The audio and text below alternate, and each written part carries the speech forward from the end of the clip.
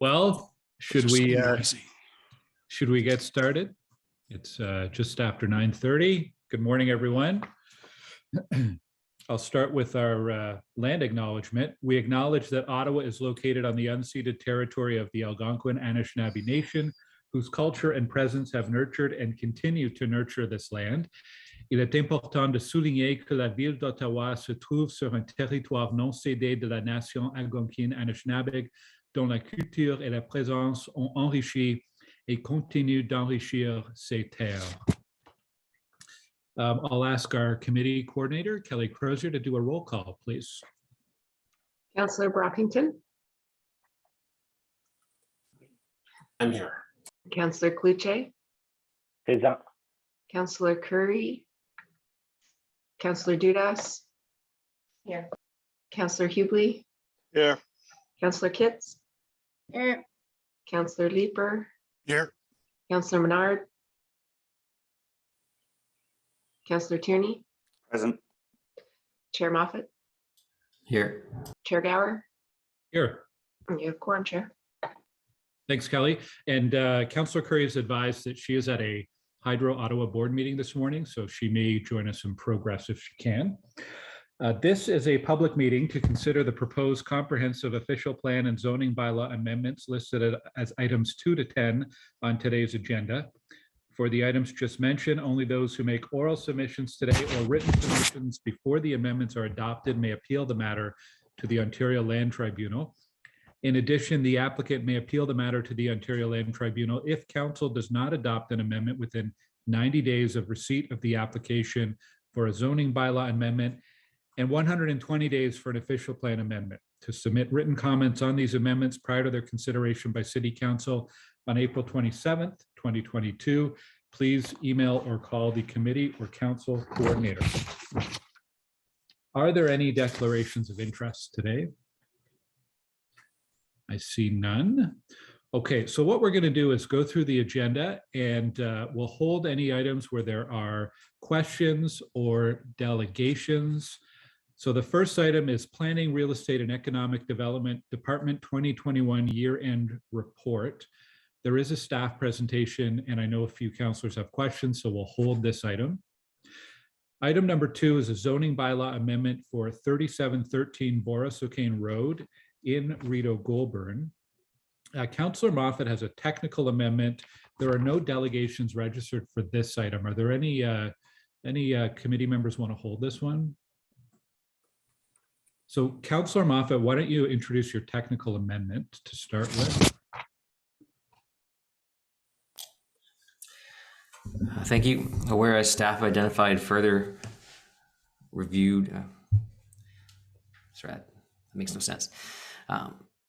Staff identified and further reviewed the asset management implications of report ACS 2022 PIE-PS 0033, and whereas asset management implications pertaining to the subject site have been identified, therefore be it resolved that this report be revised by deleting the asset management implication section in its entirety and replacing with the following. It has been confirmed that there is sufficient capacity in the existing water, wastewater, stormwater infrastructure systems to accommodate the proposed development. Assets acquired through development of these lands will add to the city's inventory for operations and maintenance, as well as life cycle renewal and replacement in the long term. In order to maintain stormwater recharge in the Cars Esker, a local geological feature that contributes to base flow in the Jock River, this subdivision will use a unique stormwater management system within the road right-of-way, commonly referred to as the Etobicoke exfiltration system. This system will require a high level of operations and maintenance effort relative to conventional storm sewer systems to ensure its effectiveness and longevity. Therefore, be it further resolved that there be no further notice pursuant to section 3417 of the Planning Act. Now, I see Eric Pillow from the clerk's office with a hand up. Eric, did you have a comment or something to raise? Apologies, Chair, I didn't realize my hand was up. Okay, thank you, Eric. So there's a representative from the applicant, Lisa De La Rosa from FO10 is here. Lisa, we have no delegations and there's no questions from committee members. If we're prepared to carry this item, do you wish to speak today? No, that's fine. I do not need to speak. Okay, thank you, Lisa, for joining us.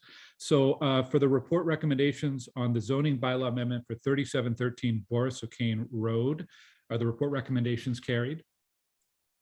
Carried. Carried, thank you. Carried. Item number 3 we will hold because there is a delegation registered. Item number 4 is official plan amendment and zoning bylaw amendment for 335 and 339 Roosevelt Avenue, 344 Wilson Avenue, and 379 and 389 Wilmont Avenue. There's a motion for deferral from Councillor Leeper. Thanks. There are some administrative issues that require this to be deferred. I note the 344 Wilson Avenue is actually 344 Winston Avenue. So there's, so rather than read everything, I'm just going to say, therefore be resolved, the Planning Committee defer the item until the April 28th, 2022 Planning Committee and authorize a revised report to be submitted to committee with notice being provided. Thanks, Jeff. Yes, the corner of Winston and Wilmot. Is the deferral motion carried then? Carried. Carried. Carried. So we'll consider that at the next meeting. Number 5 is a zoning bylaw amendment for 841, 845, and 855 Grennan Avenue in Bay Ward. There are no delegations registered. I see Councillor Kavanaugh's here. Do we need to hold this one, Councillor, or any quick questions or comments you wanted to add? I'll just put in comments. Since there's no delegations, I spoke to residents and they did express their concern on the loss of parking. This is a street that does not have very much parking, and they have big concerns about the fact that the parking is being reduced because there is very little in the neighborhood, and the bus service is not beside a transit station, so it will require connecting to a transit station, so therefore it's not transit-oriented development. Therefore, it should have had more parking in relation to this site. However, I do understand that we're trying to encourage people to use transit, and I hope that we'll have improved transit in that area, because at the moment it's a concern. Thank you. Okay, thanks, Councillor. So we do have representatives from the applicant here, James Ireland and Murray Chown. If the committee is prepared to carry this, do you wish to speak on the item? No, Co-Chair Gower, we don't need to. Okay, thank you. So for the zoning bylaw amendment 841, 845, and 855A Grennan Avenue, are the report recommendations carried? Carried. Carried, thank you. Item number 6, zoning bylaw amendment for 1300 McWaters Road in College Ward. Again, we have no delegations registered. I don't see the ward councillor on the call. We do have representatives from the applicant here, Gadi Zaki, Paul Black from Foten, and Rod Leahy from Leahy Architects. If our committee is prepared to carry this one, do you wish to have this held to speak? We do not, Co-Chair Gower. Okay, thank you. So on the zoning bylaw amendment for 1300 McWaters Road, are the report recommendations carried? Carried. Carried, thank you. Item number 7 is a zoning bylaw amendment for 4775 and 4875 Spratt Road in Gloucester, South Ian. There is a technical amendment from Councillor Moffat. There are no delegations registered for this one. Chair Moffat, can you introduce that amendment, please?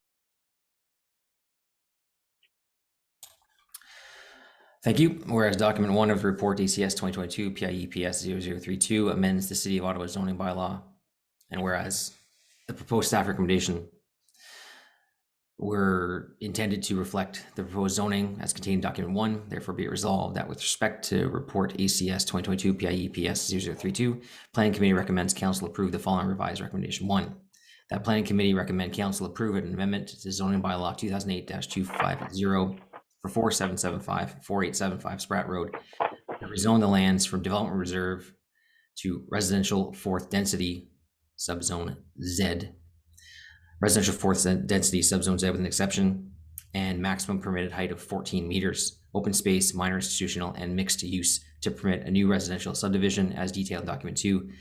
Therefore, be it further resolved that there be no further notice pursuant to section 3417 of the Planning Act.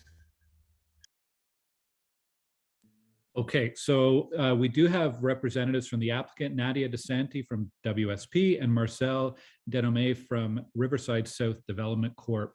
If the committee's prepared to carry this item, do you wish to speak on it? Good morning, co-chair. No, we do not. Thank you. Okay, thank you.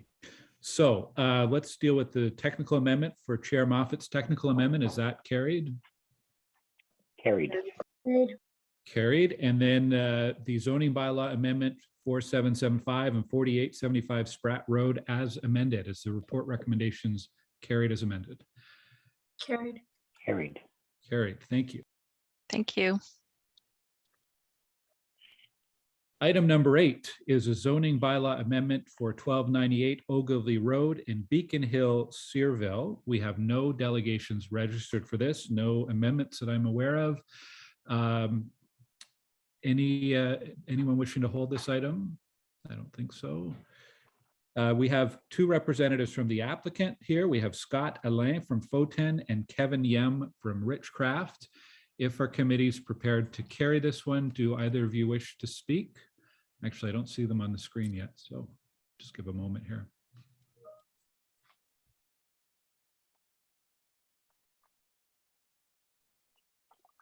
Hi, thanks for the patience as I join Co-Chair Gower. There's no need for us to speak if there's no request from the committee.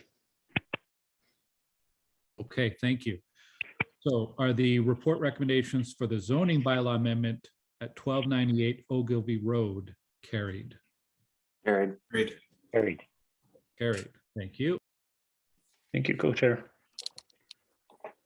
Item number 9 is a zoning bylaw amendment for 745 Sir John A. Macdonald Parkway and 234 Atlantis Avenue for the reconstruction of Westboro Beach.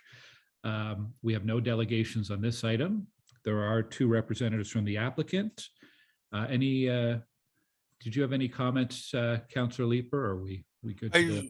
No, I just, I mean, obviously the entire community is extremely excited by this. It offers the opportunity for the whole city to get to know Westboro Beach as the facility is upgraded to include better amenity, restaurant and facilities like that. So I am looking forward to welcoming everyone in Ottawa to Westboro Beach when this reopens. And to the residents of Westboro Beach, thank you for your patience this summer while the beach is closed.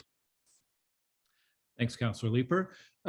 So from the NCC, we have Patricia McCann McMillan and Andrew Sacret from the National Capital Commission. If the committee is ready to carry this item, do either of you wish to speak on it today? No, we have no wish to speak. Thank you very much, Co-Chair. Okay, thank you. So the zoning bylaw amendment for 745 Sir John A. Macdonald Parkway and 234 Atlantis Avenue, are the report recommendations carried? Carried. Carried. Carried. Thank you. Item number 10 is a City of Ottawa zoning bylaw 2008-250 omnibus amendments Q2 2022. Any questions or requests to hold for this one? All right, then. Are these report recommendations carried? Carried. Carried. Okay. Item number 11 is a status update, planning committee inquiries and motions for the period ending April 1st, 2022. Are those report recommendations carried or any requests to hold that one? Carried as well. Carried. Okay. I think we could deal with number 12 as well, but it's a motion that I introduced. So I'll hand the chair to Councillor Moffat. This is the motion changes to the Development Charges Act, which was initiated by staff. All right, thanks. Councillor Gower, did you want to introduce your motion? The report recommendations, it's around the development charge deferral rate, so that the 2022 development charge deferral rate be an average of the 2020 and 2021 inclusive, representing a rate of 5.83%. plus the standard 0.5% administrative adjustment for a total rate of 6.33%, and that this rate be effective beginning on May 1st, 2022 through to March 31st, 2023 inclusive, and that these rates be applied for the duration of the deferral installments over 5 or 20 years, and any locked-in development charge rates over this time frame.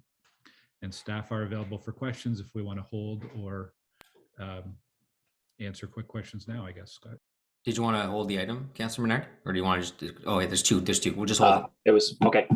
Well, there's two hands up, so we're just gonna hold it. All right, thanks. Thanks, Co-Chair Moffat.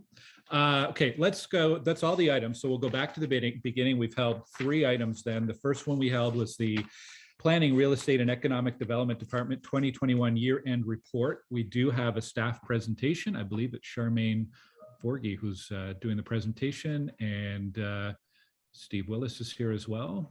Actually, Chair, I'll be doing the presentation quickly and happy to answer some questions related to this. Charmaine will be assisting me with any comments on this, and certainly her team helped prepare the statistics that are the backbone of this presentation. So if we can have the presentation up, please. Thanks, Kelly. So pleased to be here at committee today to give you the presentation for the annual report of the Planning, Real Estate and Economic Development Department. And just recall that in 2021, which was before the latest reconfiguration of departments, the department had planning, real estate services, economic development, long-range planning, right-of-way heritage and urban design, building code services, transportation planning, which came in later in the year, business and technical support services, and infrastructure services. So there are a few references to infrastructure services in this presentation, but as council is aware, that's no longer part of our department in 2022. Next slide, please.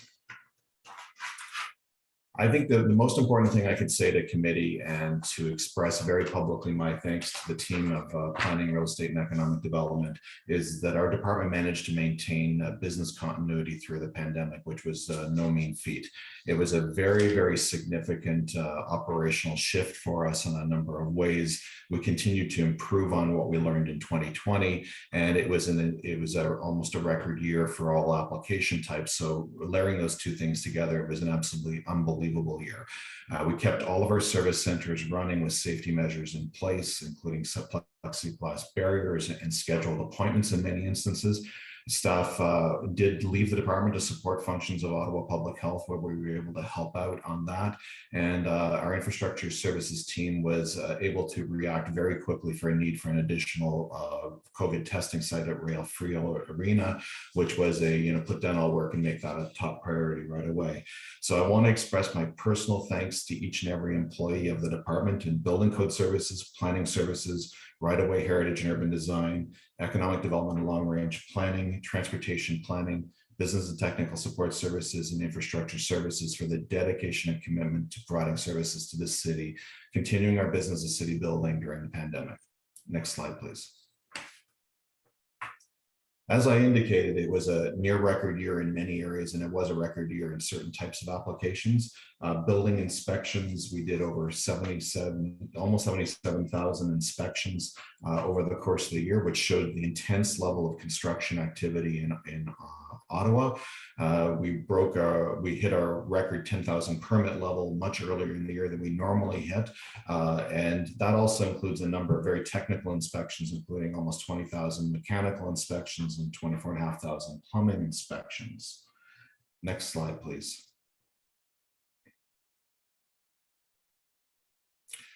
So our business and technical support services, which is a bit of the, isn't in front of committee, they're the backbone support the entire department. They helped us produce 251 committee reports to various committees and council over the year, which I think is probably adds to it's the most of any department in the organization.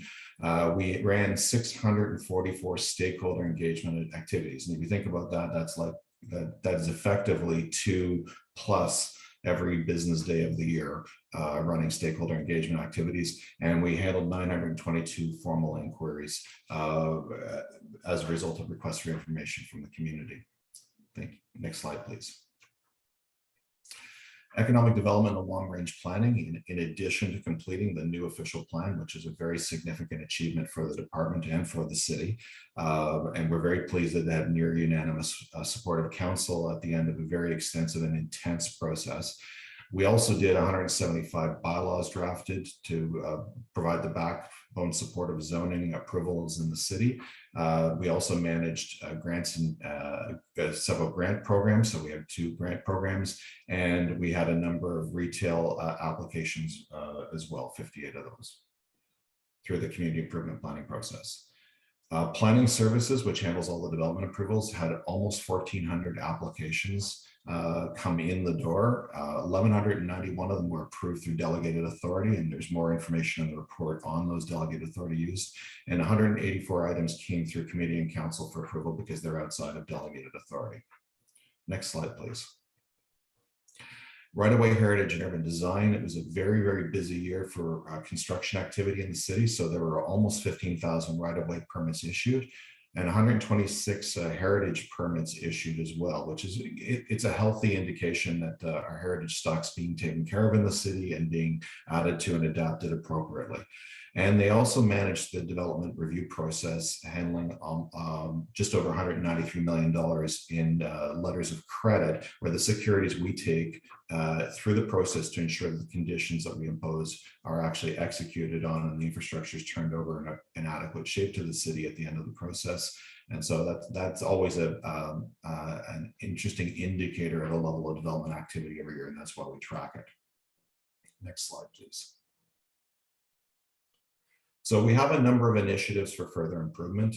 You will see information in the report on our timelines. There are some of those numbers are in good shape, and some of them are still need improvement. Some of that has to do with the challenges of continuing to operate in an adapted mode away from normal operations during a pandemic. Some of it has to do with the high volume of applications we received. Some of it has to do with the complexity of the applications we were dealing with. So the department has a program of continuous improvement. We tackle different areas every year to try to improve the processes. So we are looking at our fees and staffing again, and I think the Bill 109 in particular is going to mean it's absolutely necessary that I'll be back in front of this committee with a look at both of those issues. And for committee's information, I was informed by Mr. Mark this morning that Bill 109 is likely to have third reading today in the legislature in Ontario. So we expect it to imminently be law in Ontario. We're also doing a business process review regarding applications. One of the complex engineering questions we have is when applicants have no legal outlet for stormwater drainage and how we handle that. So we're reviewing our processes in tandem with infrastructure and water services on that. We are doing various pilot projects to see if we can shorten review timelines in anticipation of Bill 109. We feel that online meetings have been incredibly successful. Certainly the participation rates have been much higher. We've had a high degree of satisfaction that people feel that it's more convenient and easy to participate in consultation because they can do it from their home. If they have childcare issues or if they're busy trying to make time to go for work, it's actually quite simple to get online in a meeting wherever they're at and participate in it. And so we've got high levels of satisfaction on you. We have been working on new techniques for people to make payment to us to move away from traditional checks at counters. So we're working on digital uploads for planning submissions and rolling out various forms of e-payment. Some significant changes in building code services in the last year on that, which will make it easier for anybody applying for a permit. And we've been exploring the tool the province has had in place for a number of years and wanting us to look at, which is a community planning permit pilot to see how it would best be used in the city in areas where what's the right type of application. So we're looking at various versions of that, and we'll be back to committee in the next term of council with some suggestions on where it's best used. Next slide, please. So I just at this point happy to take any questions from committee members, and again the full delegated authority report for people who are interested will be available later today, and the department publishes just some user-friendly annual statistics for people if they're interested. Thanks, you chairs. Thank you, Steve. Co-chair Moffat has a question. Yeah, thanks. I just touching on this. I know it's a year-end report and it's focused on last year, but it's hard not to look ahead to what that means and what's to come with everything going on and all the discussion about housing and planning and file timelines at the province and the federal level, who seem to want to give us money, but not actually for anything that's operational, but some undetermined money for undetermined things. But I look at 2021, you have a record total of applications. We've been constantly hitting records on building code services. And there's a lot of talk about processing and how do we get through this. Now, I personally don't necessarily believe that money has been our issue. We have a surplus in planning, we have a surplus in building code services. We did have conversation at this committee about building code services and about the ability to hire and retain building inspectors. I know a lot of our planning staff can also be contract employees, which aren't always the easiest to retain in those positions. So just curious, what we can do here, what we can talk about here to sort of try to prepare for the future. I mean, I don't expect with Bill 109, its implementation being January 1st, I'm not sure I expect a lot of site plan control applications over the next several months, because I imagine they'll wait until Bill 109 is in effect. But if we're planning for a future, if we're planning for reduced timelines, what can we do in terms of a staff position? If it's hiring more people, what type of direction can we provide that can get you back to us with a plan to put that in place so that we are able to hit these new timelines? So, Chair, if I may go back to just one discrete issue on building code services, because I do feel it's appropriate to give you an update on building code services, and then I'll come back to the broader planning approval side. So on building code services, I remember at council, I think it was 2 years ago, Councillor El Shantiri directly asked me at the time if I was asking for enough in terms of new staffing positions in building code services. And my response at the time was, well, we still had a lot of vacancies. It didn't seem appropriate to ask for more until we at least filled those and saw where we're at. I am very proud of the fact that the chief building official, John Buck, has been very successful in hiring lately, and we filled a number of positions that we had struggled to fill for years. It's still difficult to recruit, and we are looking at our competitiveness as an employer in that area, and I'm working closely with HR on that issue and the chief building official. We will be coming back and asking for some additional resources, because in reflection on now that we have those positions in place, we will be coming back. And as committee is aware, building code is funded, and it's entirely self-funded from the building code application fees. It goes into a dedicated reserve. It's managed entirely. It's self-contained. There's no impact on the taxpayer. And we believe that we can provide better service to applicants if we do beef up that service. So I will be coming with a report to committee with the chief building official for some additional resources in that area. As I said, I didn't want to do it until we filled the ones we already had approved. Now we're asking for some more. On the planning timelines, I must say we're still trying to assess the implications, and I do feel that we're going to need to come to committee and talk about this more fully.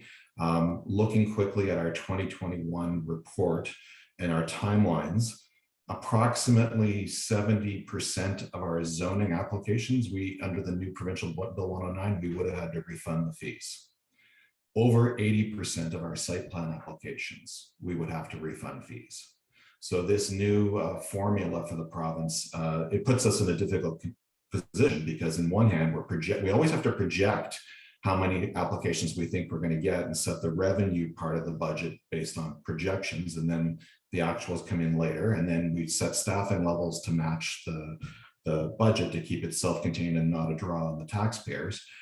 But it's very difficult to project. And now if we have money in and then money back out, at this stage of the game, we're going to have to bring forward a strategy for how is council going to handle this? How are we going to handle this? Is this higher rates? Is this tax dollars to backstop the department? Is there a reserve that should be set up to buffer us in these situations? These are all things we're going to need to explore.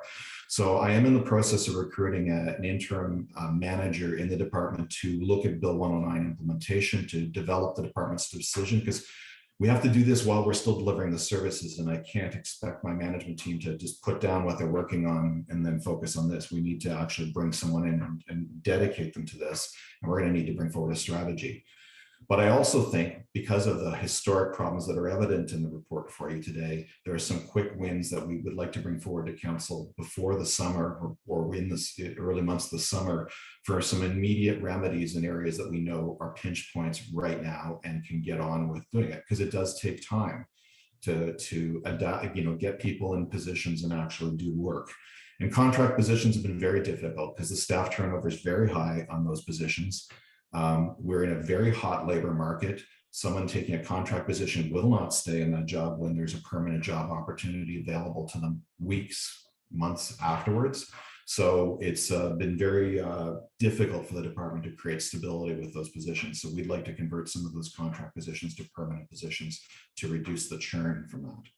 So Chair, there's so much more that I could say, and I do believe it's our responsibility to bring reports back to you, but those are the immediate measures that we're trying to take to adapt to the new legislation. Well, thanks for that. I mean, I obviously, respecting that your department is busy with everything else and not wanting to, put you on the spot as to when you can come back to us. But I think this committee would enjoy a conversation about that, about how we can address the contract positions and look at more permanent positions to make sure that we're filling those roles and maintaining the staff in place. There's no question that we have great staff at our planning group. I think we all work with them. We also know that there's been a number of departures, retirements and whatnot, which creates more gaps. And it's tough if you're constantly filling those with contract roles and lower spots. So, I think with the will of committee, I wouldn't mind, providing that direction to you to come back to us with a staffing plan as to how we can address the needs of the planning department with respect to, Bill 109 and other things. We're not the only municipality that's talking about staffing and the impact on taxpayers when it comes to some of the regulation we're seeing in Bill 109 and some of the punitive measures that we're seeing from the taxpayer perspective in terms of covering costs of applications that don't meet the timelines.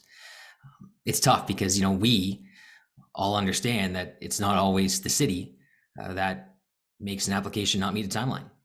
There's a lot of back and forth, and sometimes we don't get the back to our fourth when we're having those negotiations, and those put us off. And then, if I'm not mistaken, if we provide comments back on, let's say, day 59, and we had 60 days, they could take 6, 7, 8 months to get back to us, but our 60-day clock still ticks. So once they come back to us, we have 1 day. So that's quite significant in terms of being able to, drop everything that you're doing, which might be, maybe you're working on day 57 or day 58 of another file. Now you got day 59 rolls back in, and you've got to drop everything on that one to get back to this one. It's near impossible to actually satisfy both of those files, and then you're paying back the fees on both, which isn't necessarily an issue that we created, but it's an issue that Bill 109 creates. So however we can best manage that, I think is important. So having you come back to us with a plan to focus on staffing, I think would be important for us to, as soon as possible, but certainly respecting that your department is working on many other things at this time. So Chair, again, the game plan is, I think we're going to bring a quick win plan back to you in the short term. My hope is June or July on that. I'm just trying to compile the business case that's appropriate for committee and council to consider. Those are the areas where we know today we have pinch points and can have some remedies that would have some meaningful impact on what we're already doing. Those were things we were working on pre-Bill 109. And then, as I said, when I have the team do a full assessment on our business practices and operations as a result of Bill 109, we'll need support from legal because there will be bylaws that need to be changed as a result of Bill 109, such as the site plan control bylaw and the delegation of authority bylaw. Those will bring that forward in a more fulsome, holistic report at a later date. And as I said, we're still trying to assess the implications, and we're waiting for the final version of the legislation to understand that. All right, thanks for that. And then just lastly too, I know one of the things that we often hear about, I think at least I hear about probably more from applicants than anything else, is the registration process. So after it leaves your department and then it requires that legal sign off.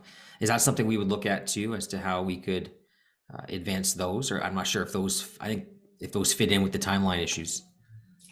So, Chair, Mr. Mark and I are talking that as part of the quick win report, we're going to be bringing in some suggestions on beefing up resources in that area. So, those can be paid for through applicant fees, and I think it's our intention to support Mr. Mark's team on that. Okay, that's great. Thank you, Mr. Willis. Appreciate it. Thanks, Chair Moffat. Councillor Brockington. Morning. One of the challenges with Bill 109 is it's more about optics than building affordable housing. Going into an election, the government wants to appear to be doing something with this bill. And in fact, when Mr. Willis says 70% of our zoning applications and 80% of our site plan applications won't make these timelines, it's very concerning, particularly what the ramifications will be to offset this revenue loss should that remain and this legislation pass. Mr. Willis, this unit within your shop is on a cost recovery basis. Is that correct? Sure, that's what the intent is. When I started with the city 5 years ago, we weren't at a good cost recovery level, and we've been working progressively to get closer and closer to that line. There are still some work to do in terms of overhead charges to make it equivalent to building code. Building code is fully cost recovery and fully self-contained. We do need to do some further adjustments on that, but we've also been trying to manage various changes in an orderly way. So we're much closer than we were 5 years ago. But I think it's fair to say the revenues that these applications bring in help offset staffing costs. And if that is no longer the case because they have to be refunded, then I think you mentioned this, the city has to come up with a strategy as to how we're going to address that. But I hope the legislation is further refined. Bill 109 or not, the city's ability to close applications is longer than, I guess, the average that we're aiming towards. So can you give us a sense a year from now when we're talking about the 2022 annual report, will you have made gains in shortening the processing time for applications? And many people think when I or others advocate for processing the applications quicker, we're just doing this in the interest of developers. Nothing could be further from the truth. We're trying to get housing built in the city, and the longer we wait, the more expensive it becomes. Developers don't pay for that. New homeowners pay for those added costs. So you said you'd be coming back in a couple months. Will that include a strategy to help reduce the timelines associated with file approvals, knowing and acknowledging many of the reasons for processing delays aren't due to city staff or issues within your shop? There are a lot of factors that contribute to that. But is your overall goal shortening the timelines that this process entails? Thank you. So, Chair, it's certainly been the department's goal to streamline timelines in as many areas as possible. It's always been the case. We've done a very good diagnosis of various things that slow down the process. And some of it has to do with, we're going to have no choice but be stricter with applicants on applications that are incomplete or poor quality coming in. They may be refused, we can refuse to accept them if they're incomplete, but if they're poor quality, we may be before committee with a rapid refusal now in the new system, which says this application may have merits, but it's in such poor shape, we can't actually give you a recommendation. We recommend you refuse it, because that's maybe what we have to do. We do know we have choke points in around some of the engineering details, and some of that has to do with updating engineering standards, and some of it has to do with having a process internally for review for that. That's more acute in certain parts of the city than others, particularly where there are complex drainage issues, such as in the rural area or in areas where we don't have legal outlet. As I said, that's a complicated issue. We can shorten processes on timelines for people to provide comments. It's a trade-off. People have less time to comment, and we'll see some reaction to that, but that is part of it. And frankly, I think, you know, we're losing a lot of years of experience out the door with people who are retiring. And so we need to provide enough support to a younger, less experienced, but highly professional and motivated team. And I frankly think one of the things I need to solve is I don't have enough line level managers in the system for a younger team. You know, I use the analogy a little bit that we're like the 67s, where you can have a great high performing team and then a bunch of them graduate to the NHL and we got to start again and coach a new team of really great prospects. So I will be bringing recommendations for beefing up even at that layer as well. We also, in our existing technology, which we're in the process of replacing, don't have a good metric of starting and stopping the clock with an application. So the land management solution, which is rolled out in building code services now, we need to roll it out in the other areas. And we're looking about whether it's feasible to speed that up, but that will come at a cost. So we're assessing that issue as well. And that's why I have to bring you a comprehensive strategy report. I'm reacting off the cuff right now with instinct and basically what we've researched so far, but we're very focused on what these implications are right now. Thank you. And I'll just close by, can you remind the committee, I have a lot on my mind lately, remind the committee of the city's reaction to Bill 109. But prior to the bill coming out, we submitted a very detailed and comprehensive analysis and our feedback on that.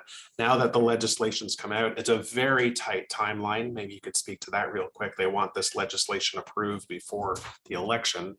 How is the city of Ottawa going to provide our reactionary comments now that the legislation's out? Thank you.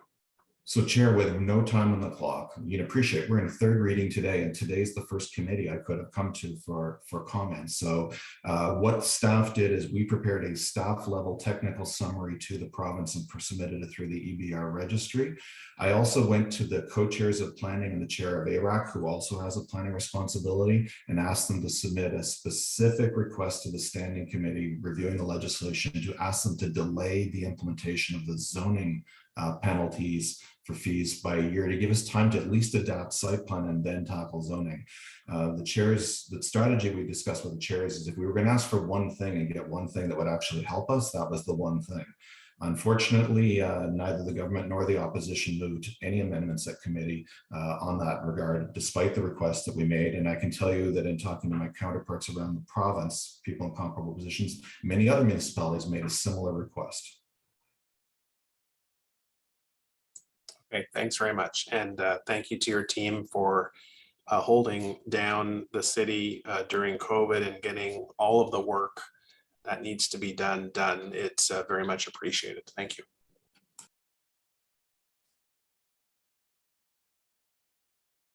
Thank you, Councillor Brockington. Councillor Leeper. Thank you very much, Chair. And Steve, thanks to you and your department, you know, with whom it's always a good, productive, professional relationship. I am always happy to be working with the planning department. I won't touch too much on Bill 109 because I know that's been well hashed out here, but I do have one question. I'm anticipating that it will pass. Site plan will no longer be delegated, or sorry, site plan will no longer go to council if the local councillor desires it, or planning committee rather. What is your anticipation with respect to letting councillors know that site plan applications have been filed and getting materials into councillors' hands so that we can do whatever kind of rapid lightning round of consultation with our communities that we feel is going to be appropriate?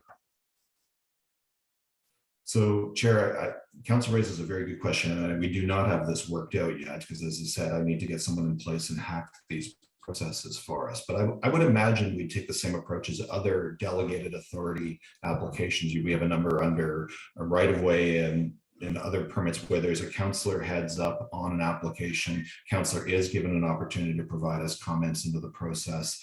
And if the councillor gathers some additional public feedback, that can come into the process as well. I mean, I think we will do that. I mean, ultimately, site plans will be in effect, there will be a person in the department who is a statutory officer delegated with the authority to issue those approvals under site plan, because the province views site plan as a very technical exercise. The province views it very similar to a building permit.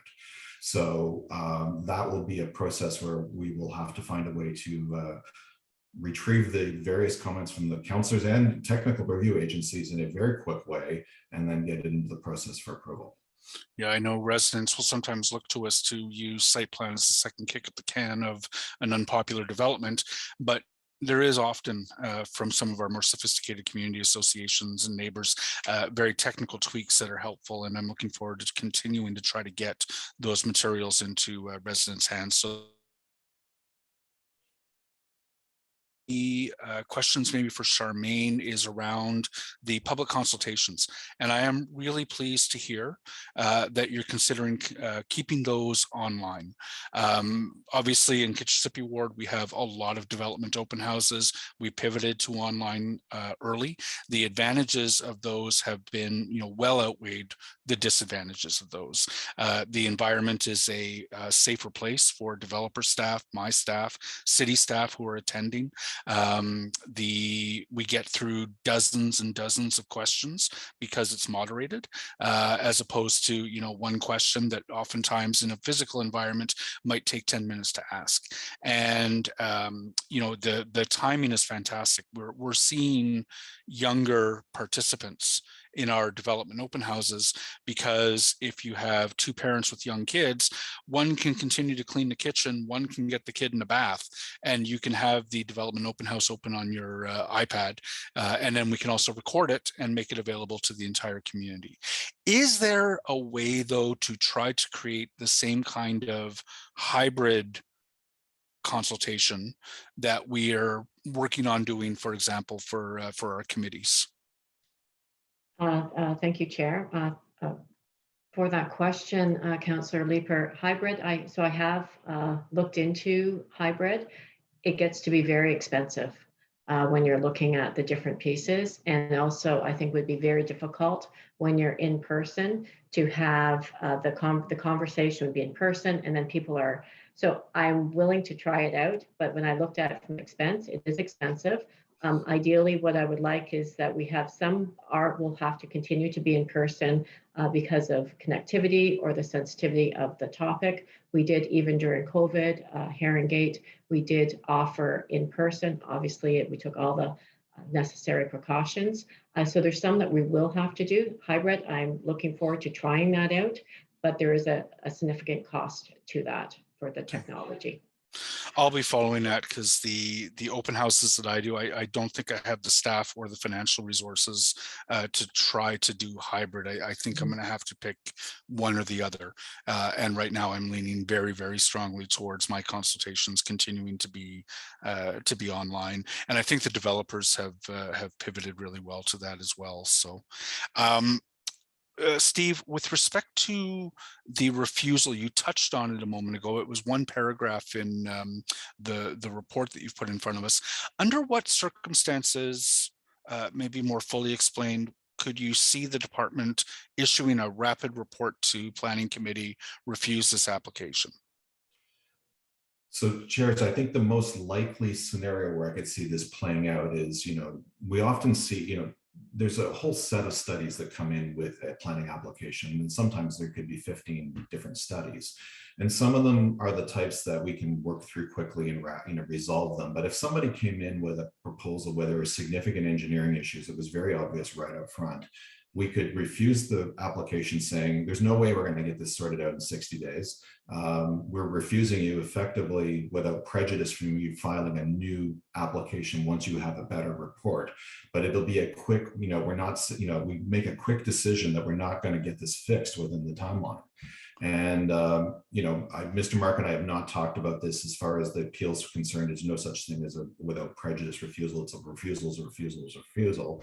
But I do think it might send a message to an applicant that their best strategy is to refile the application. And if we threaten it, maybe they'll withdraw the application, fix it, and refile it with a better chance of success. So, I want to talk to the industry about how this plays out as well, because it's not in their interest to tie everybody up in legal proceedings with OLT. It's a waste of taxpayers' dollars and a waste of their dollars. But, we're forced to think about strategies like this with the way the legislation is going to work. In the past year, how many applications might have been subject to that same rapid refusal approach?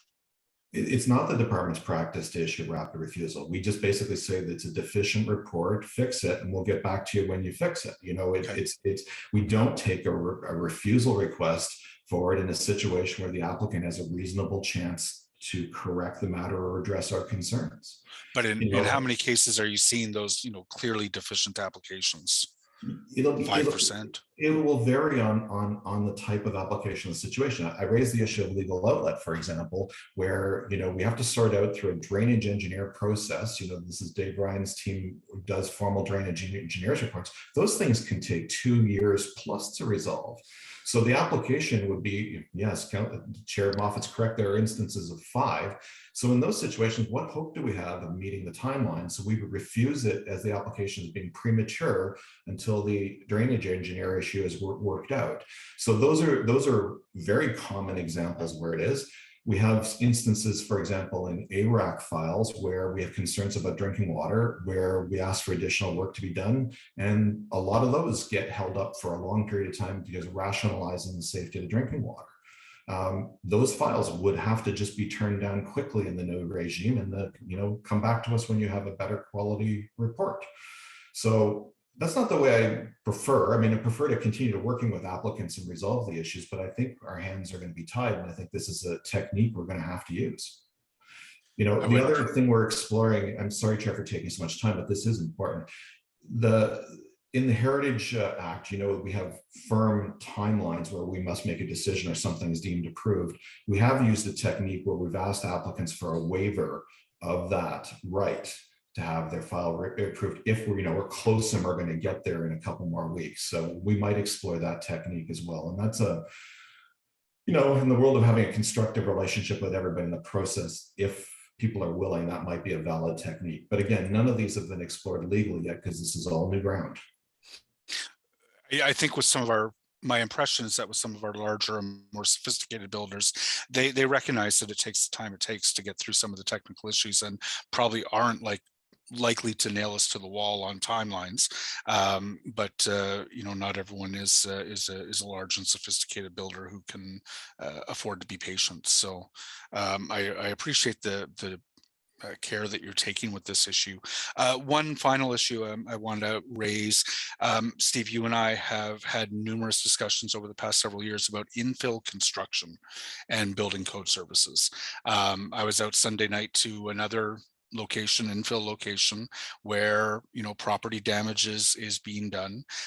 It was resurgent as an issue last summer after a couple of quiet summers. And I'm just wondering, what kind of resources or what is your outlook for resources that can be brought to bear on infill construction projects that are going south?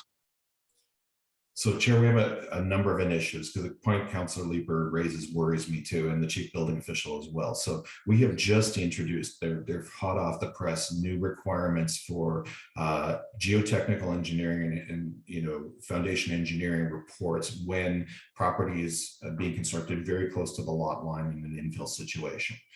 Very, very concerned about this. We've had multiple instances of this. So these are new engineering requirements that are now being implemented. If the permit was issued last year, they wouldn't have been subject to that because this is brand new. We are also issuing shortly an updated best practices for good neighbor construction practices in infill situations. I know that's close to Councillor Leeper's heart. I promised him several years ago we would get this done. He asked for it coming out of a community meeting, and we're on the verge of releasing that as well. And again, we are chief building official and I are looking at our engineering staffing to assess whether or not we have sufficient engineering support and building code services in these matters. So that's a conversation. And again, if we feel we need more resources, we will be back. Yeah, please ask for those, because we are intensifying. The low-rise neighborhoods are going to intensify. The comprehensive zoning bylaw review next term of council is going to introduce the potential for more infill in our low-rise neighborhoods. And when relationships between infill builders and their immediate neighbors become fraught and when there are property damage issues, it damages trust in the city, it damages trust in the councillors, and those residents have to deal with a lot of stress. So I look forward to everything that you can do to help us mitigate some of that. That infill is coming right across Ottawa. All right, thank you, Chair. And thank you, Councillor Leeper, for raising that. Councillor Meehan. Hi, good morning, Planning Committee. I just want to go back to Bill 109 one more time, and I just wanted to see if ask Steve Willis a question about this, if you don't mind.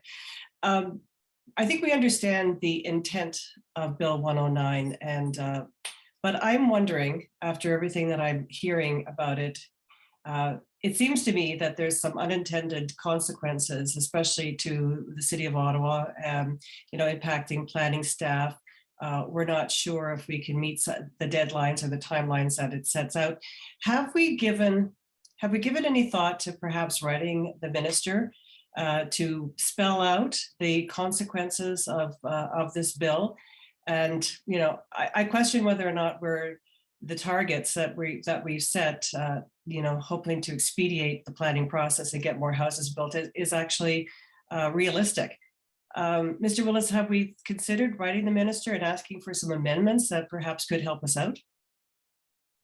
So, Chair, the councillor raises an interesting point, and I'll come back to the suggestion in a slightly different way. But on Bill 109, this legislation has gone through at lightning speed through the province, and we contacted ministry staff on a staff-to-staff level to raise some smaller technical issues that we thought some amendments could clarify matters.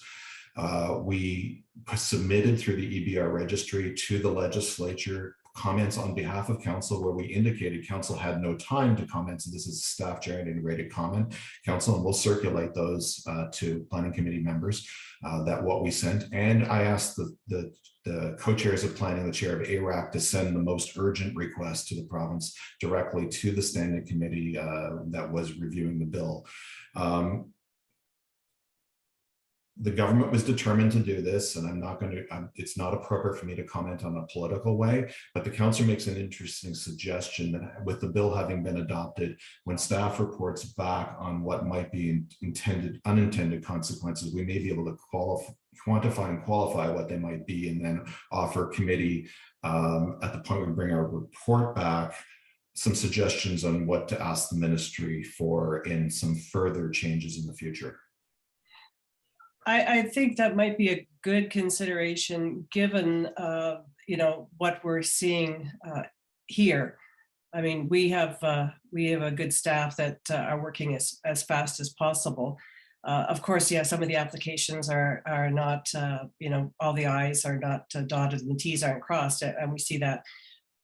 But I mean, the impact of not meeting some of the deadlines is going to blow back on all of us. And I don't think that that's going to expedite or streamline the process in any way. And I'm sure that other municipalities are facing the same thing. So if we got together as a team, we reached out to other municipalities who could express the same concerns or the same, list the consequences, that maybe the minister would be more apt or more willing to consider some amendments that would, wouldn't penalize us for trying to do the best job possible, and given the new bill and what it's intended to do. That's anyway, that's just my take on it. But I'm wondering if we could get other municipalities who are in the same boat if we band together and put some pressure on the minister before this election coming up in June.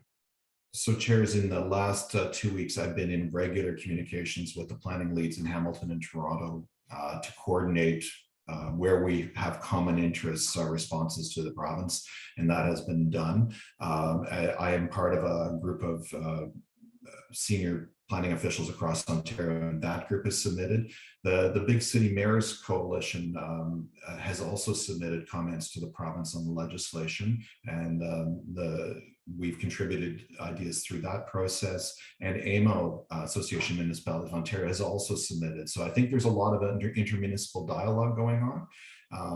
We have to accept the reality that where we're at in the cycle of things, province is clearly going to get this done. I think the councillor's suggestion about a after the fact report on implications to the ministry and asking for some refinements down the road is actually a good suggestion. And I'd like to take the councillor's suggestion to the department and see if we can bring some suggestions forward to the committee.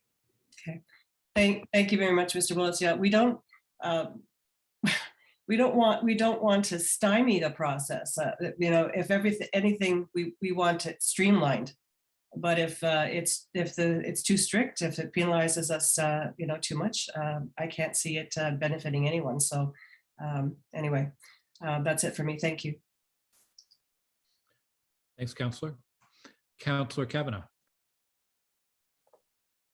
Thank you very much. Thank you for the report.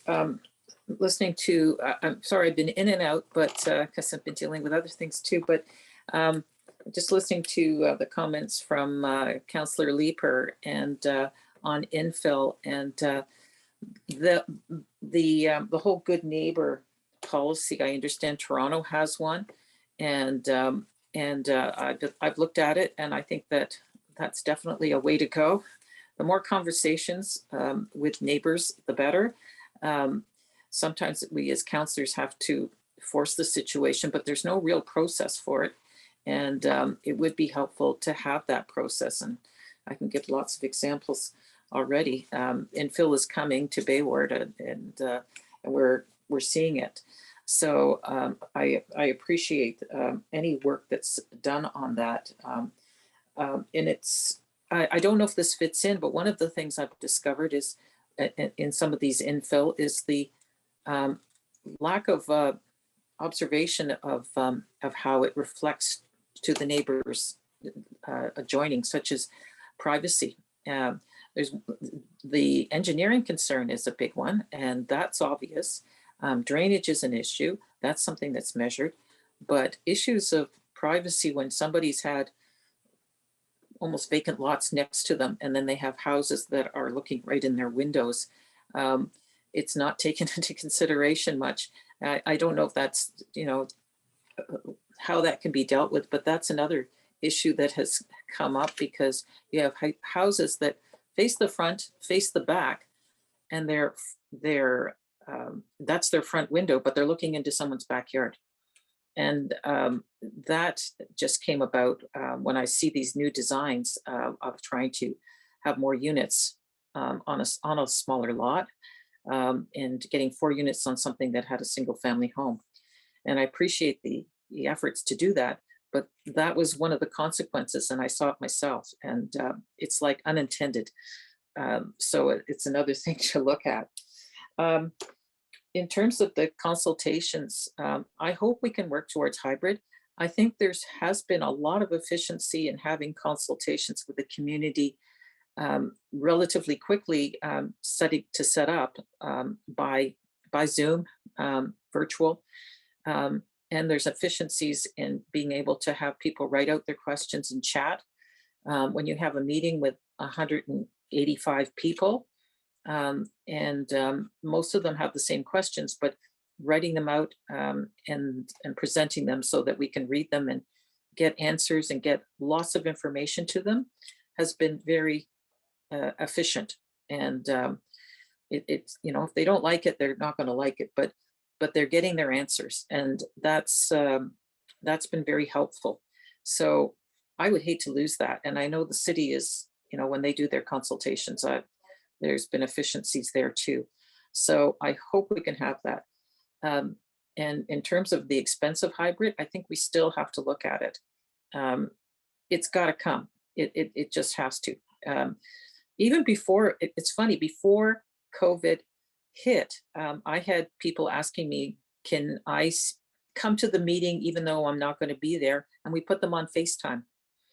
So that was in 2019, before the pandemic, and we were using FaceTime to invite people into a meeting to ask questions. So I don't believe it can't be done. I believe that we just need to work through it and make it a priority. The pandemic has taught us a lot in terms of that we can move faster on things if we have to. So I hope we do look at that, because there's definitely going to be a need if hybrid is going to be everywhere. I don't know if you have any comments on that. So Chair, if I can break down a couple things. So the councillor reminded me, just for comments, that going back in time, I can't recall, Councillor Leeper can correct me, but I think it was 3 years ago, Councillor Leeper convened a panel with GOBA and FCA to talk about how we could get better information out on good neighbor practices, and we committed as a department to update some old material that really did do that but hadn't been touched in about a decade, and we did do that. And I do remember now that Councillor Kavanagh did forward me the Toronto example about a year ago as well, which helped us because we've adapted ours. And I believe Charmaine's indicating to me that we're probably a week away from issuing the new document, which is the new best practices for infill. I think it's just in translation. We're resolving that right now, and we'll have it out very shortly. And we think it'll be a new tool. It'll be handed out to people who are doing infill projects, and it addresses many of the issues. To deal with the issue of, just to clarify for the councilor's benefit, when we talk about hybrid are online plus in-person meetings. Yeah. And there are situations where that's really important, especially in communities that may not have access to internet as well as others. And we've had in certain very specific files, such as Herongate, it was very appropriate to run both, and we would do it in those situations. But the department's leaning very heavily towards retaining online, because our participation rates are much higher, the diversity of participation is much higher, and we're having high level of satisfaction in that. So I think what the councillor is interpreting about retaining the online, we absolutely want to retain that element. I think it's easier on people, and we want to do that. And I think the council made a comment on privacy, which is always a challenging issue because we really don't have regulatory powers to regulate for privacy in Ontario. That doesn't actually exist. It's not a position we could defend, especially when we're trying to have intensification in the city. But I think sensitive design by architects goes a long way in resolving those issues, and that is something we're trying to encourage people to work through those issues with their neighbors in the process. Thank you. The Committee of Adjustment is just mentioned in this report, yet for the average person who's dealing with stuff happening in their community, Committee of Adjustment's a big deal, and I understand they're reviewing themselves. Do you have any further comments? I know we're supposed to be arm's length from Committee of Adjustment, but it does affect communities, and they want to see a better process for their involvement. So, Chair, the Committee of Adjustment does not report through the department. They report through the City Clerk's office as an outside, regulatory body. The Committee of Adjustment is independent and arm's length, and our role as a department is how we provide comments to committee. And there have been several comments through councillors and even committee members about, is the department prepared for a shift in time to more planning applications actually coming through Committee of Adjustment? If you look at the City of Toronto, for example, the vast majority of big development projects only go through the Committee of Adjustment. So there actually are some, they don't have as many situations where it's rezoning. So we could see, as the city becomes more urban, a shift. So as part of the department's longer term review of how we're deploying our resources, where we're looking at how we comment to the Committee of Adjustment more effectively. I'm not going to comment on the committee's own review of their own operations. I'm not in a position to comment on that. That's the Secretary Treasurer's position to do that. And that any further matters should be matters Council considers under the governance review. That's very interesting that you mentioned that. Under the transition to more, we're going to see more Committee of Adjustments, or that's what's happening in Toronto. Under our new official plan, is that something that could happen? And where is that? I apologize if you've answered this question already. No, Chairs, it made me clarify. It's just the nature of the bigger city situations where a lot of development approvals end up going through the Committee of Adjustment through some revisions. Once we have a modernized zoning bylaw that is not leaving a lot of questions out on the table like we did before to capture Section 37, once it's actually more clear and it matches the official plan, there'll be fewer and fewer rezoning applications naturally, and more matters will be resolved through the Committee of Adjustment. So there'll be a shift to that in time. That's the natural evolution as the city becomes bigger. And so again, the department's looking at how we respond to that. How are we prepared for that shift that is likely to happen? And so it is about, are we putting the same level of review? Should we up our level of review? Should, do we need more senior people involved in certain files? Those are questions we're looking at ourselves. Thank you. Where is the new official plan? Are we getting any information back of when it'll be approved? So, chairs, as a result of Bill 109, the approval of the plan is on hold pending Bill 109. The province decided to put our plan and multiple plans in Ontario, I think we're about 5 different plans, on hold until after Bill 109, because Bill 109 introduces new powers to the minister with respect to seeking the opportunity to refer all or part of the plan to the tribunal for a hearing. So the province made as we understand it, made a decision not to comment on anybody's plan, but they're treating everybody the same. So we're all put on hold until the new legislation's in place. And then we have a provincial election immediately afterwards. So I would be very surprised if Ottawa saw an approval that's a new official plan before a new cabinet sworn in provincially after an election. I believe we will have to wait for that. Yes, that's a big, we'll see. Okay, thank you very much. Thank you, Councillor. I want to just add on the benefits of the online meeting, 2 things that I've really appreciated over the last couple of years. One is the ability to have an archive of those and go back. I was prepping before it was deferred, prepping for the Roosevelt item, and we're able to go back and check out an early public meeting to clarify something. And I've been able to tune in myself to some other councillor-led meetings over the last couple of years that I would probably not make the trip and drive across to other wards to attend, but I could tune in online. And the other thing I've appreciated is just the more constructive tone that I found the online meetings take. Sometimes the in-person meetings can really almost turn into a bit of an angry mob. And I don't see that happening in the online meetings, which is a positive. And I mentioned that because we had a meeting just before the pandemic, and a resident came up to me afterwards and said, I wanted to participate and share some feedback, but I was really afraid that I'd be shouted down by my neighbors. And despite our best efforts to make it a constructive and safe space, there are people who do feel, rightly so, very uncomfortable in some of the public situations. So online gives, I think, a more constructive and positive tone to community meetings. On the conditions, the idea of removing our ability to lift delegated authority on site plan or plan of subdivisions, I guess site plan.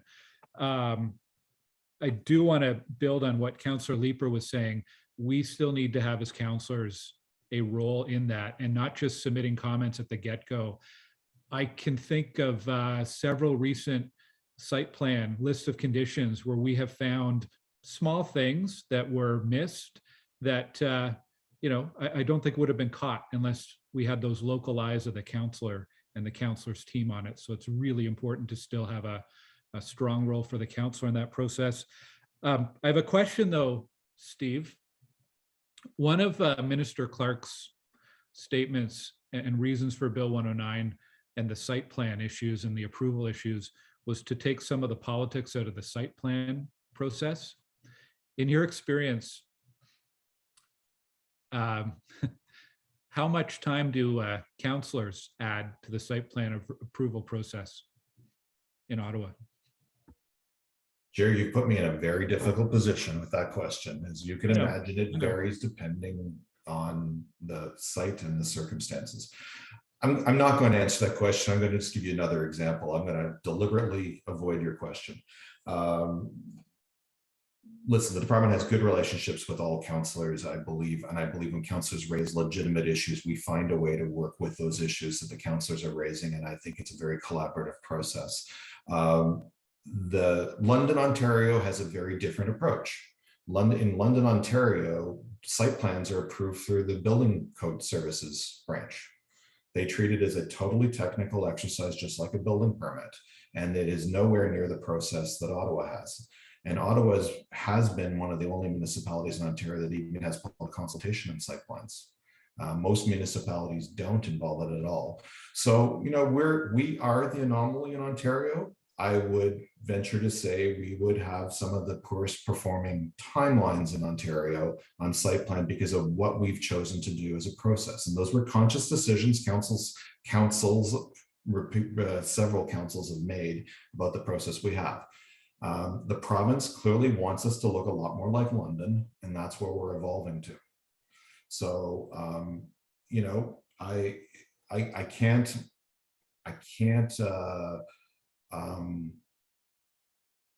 comment really on the advantages or disadvantages of the involvement. If council wishes a role, we'll find a way to get councillors' input into the process. That's my commitment.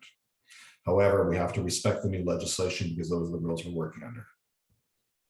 Okay, thank you, Steve. Councillor Kavanaugh. Yeah, I just wanted to add the other benefit about the online meetings is that we've recorded all our meetings and we've distributed them for those that can't even make it online. People are always asking for it, and so we publish it on in our website newsletter, and that's been a big bonus too. So and I suppose you could do that with an in-person meeting. In fact, I think we did do some back in 2019, but just another point of just trying to keep the information so that it's available for everyone. Thanks, Councillor. Are there any other questions or comments? Okay, then can we receive the 2021 year-end report? Received. Thank you. Okay.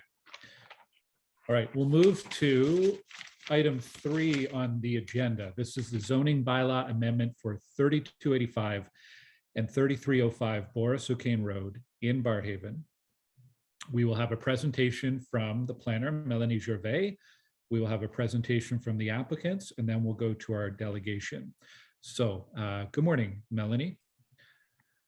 Good morning. Whenever you're ready. So I'm just waiting for the presentation to start up. All right, here it is. Right, good morning, co-chairs and members of Planning Committee. I'm Melanie Gervais. I'm file lead for the zoning bylaw amendment for 3285 and 3305 Boris O'Kane. Next slide. The subject site is located south of Strandherd, east of Boris O'Kane, and north of the Jock River. Next slide. The location map showing here the areas to be rezoned. The rezoning will accommodate the development of a low-rise residential subdivision of 942 units and 2 city parks. The area are mostly zoned development reserve, with portions also subject to floodplain overlay, as shown by the hatched area on the location maps. The residential portion, area A on the map, are proposed to be rezoned to R3YY, with exception, which is a residential zone, and lands to be dedicated to the city as parkland and as natural areas are proposed to be zoned parks and open space. And this is the area B on the location maps. And some of the lands will remain also DR, which is the development reserve zone. The floodplain overlay will also be updated to reflect the RVCA's most recent update to their regulatory floodplain mapping, as confirmed by the RVCA on March 22nd, 2022. Areas to be removed from the floodplain are shown in dark gray, and areas to be added to the floodplain are shown in light gray, and those are mostly located around the boundary of the subdivision. Next slide, please.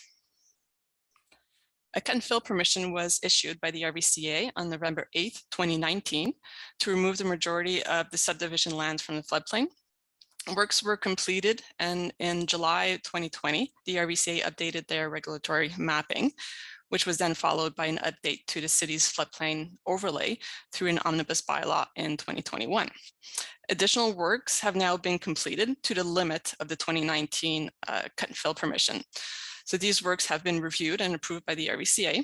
The RVCA provided the city with the data set reflecting their updated regulatory floodplain. And in accordance with section 481 of the current official plan and section 1011 of the new OP, this is the data set that was utilized to update the city's floodplain overlay as it was shown in the previous slide on the location maps. So the Conservation Authorities Act gives powers to the conservation authorities to identify and manage natural hazards, such as floodplain, and to grant permissions within area of natural hazards, including alterations to watercourses. It's important to note that while the provincial policy statements do not permit development within the floodplain, this does not account for the ability of the Conservation Authority to update mapping and approve cut and fill permits as part of their programs and services under the Conservation Authorities Act. And furthermore, the city has a memorandum of understanding with the local conservation authorities, whereby the city commits to requesting the conservation authorities to participate in a variety of Planning Act applications. In turn, the conservation authorities commit to provide a review of Planning Act applications and technical reports submitted to the city, including their review of natural hazards on the city's behalf. And they review these reports to ensure that provincial interest in natural hazards and hazardous sites and the CA regulatory requirements are addressed. Next slide, please.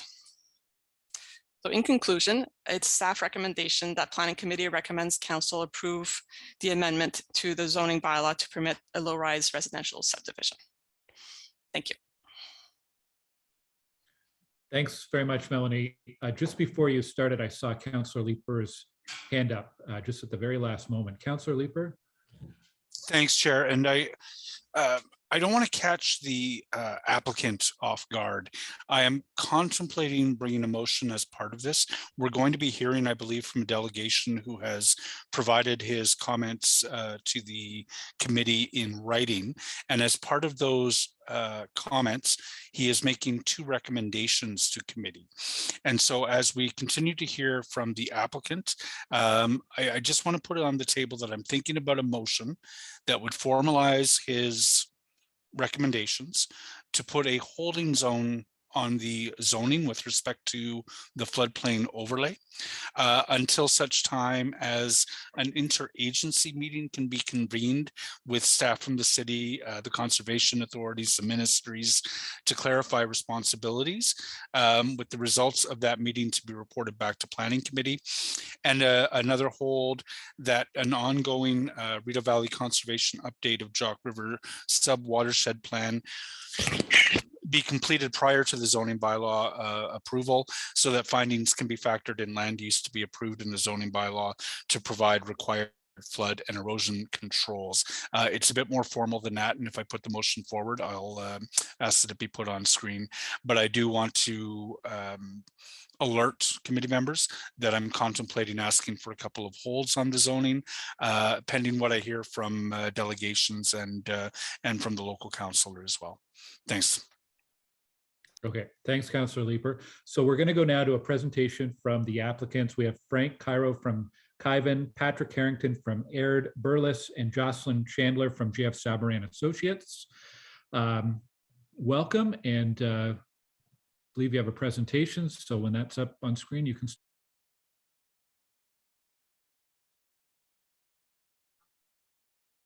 So thank you very much, Co-Chair Gower and members of Planning Committee. We appreciate the time today to hear from us. I'll jump right in. There will be some technical questions, I'm sure, and following the presentation today, I have some supplementary slides that might help address some historic technical questions that might arise.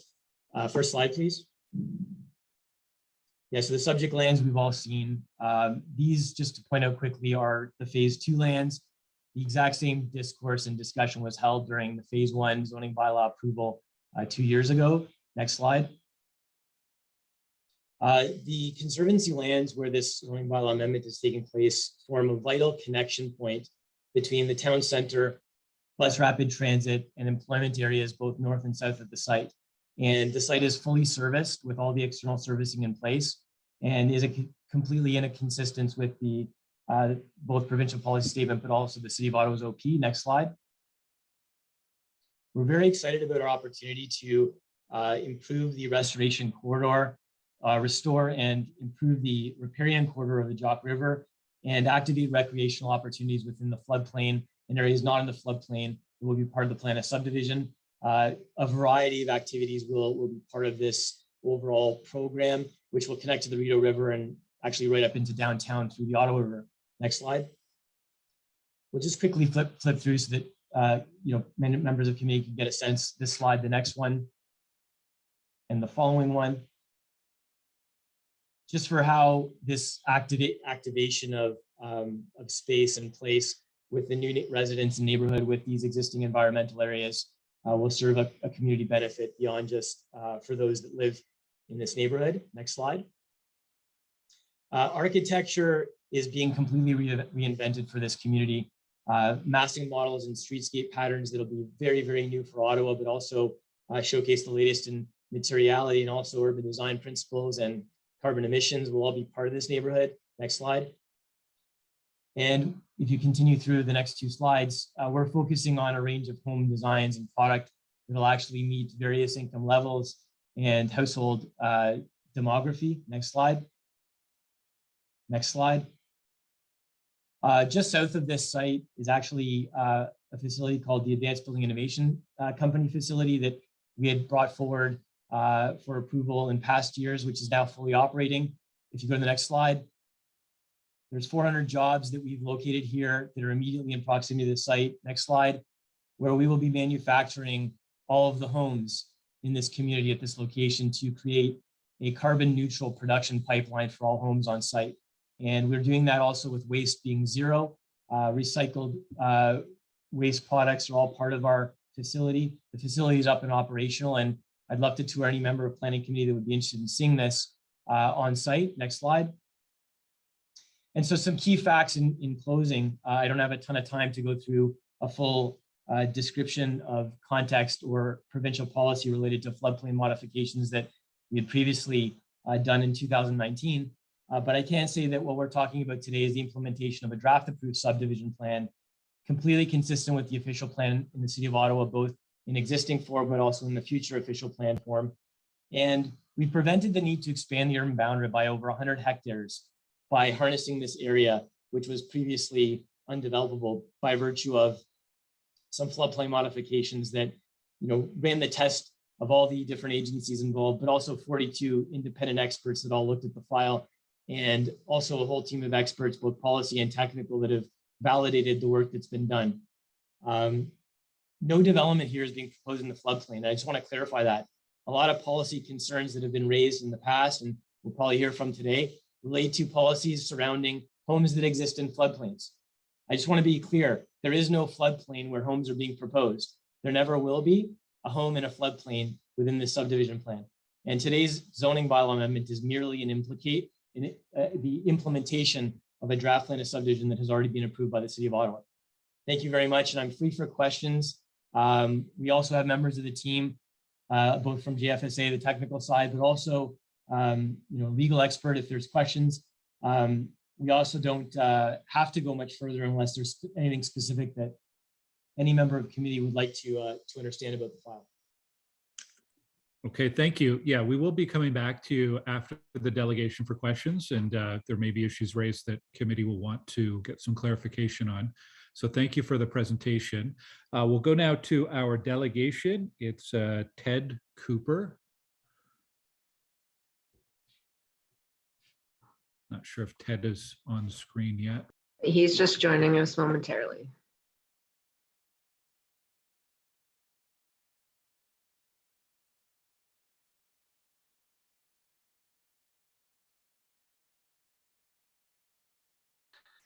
There, can you hear me? Yes, we can. Good morning, Ted. Morning. Yes, I have some slides that I've had prepared. Yes, they're up on the screen now. Thank you. I work for the city, but my comments made herein reflect my personal opinions. Lost floodplain storage and inadequate flood and erosion stormwater controls in the Conservancy development will nullify the public benefit of my successful appeal of rezoning at 3500 Jockvale Road that was intended to allow development of floodplain. I'm particularly concerned about aggravation of existing flood levels and erosion conditions in the area of the Heart's Desire community. Next slide, please. Next slide. 13 years ago today, April 14th, 2009, following a personal submission made to the Planning Environment Committee, staff was directed to convene an interagency meeting to discuss the same sort of issues I had with the Conservancy development. Another such meeting should be convened.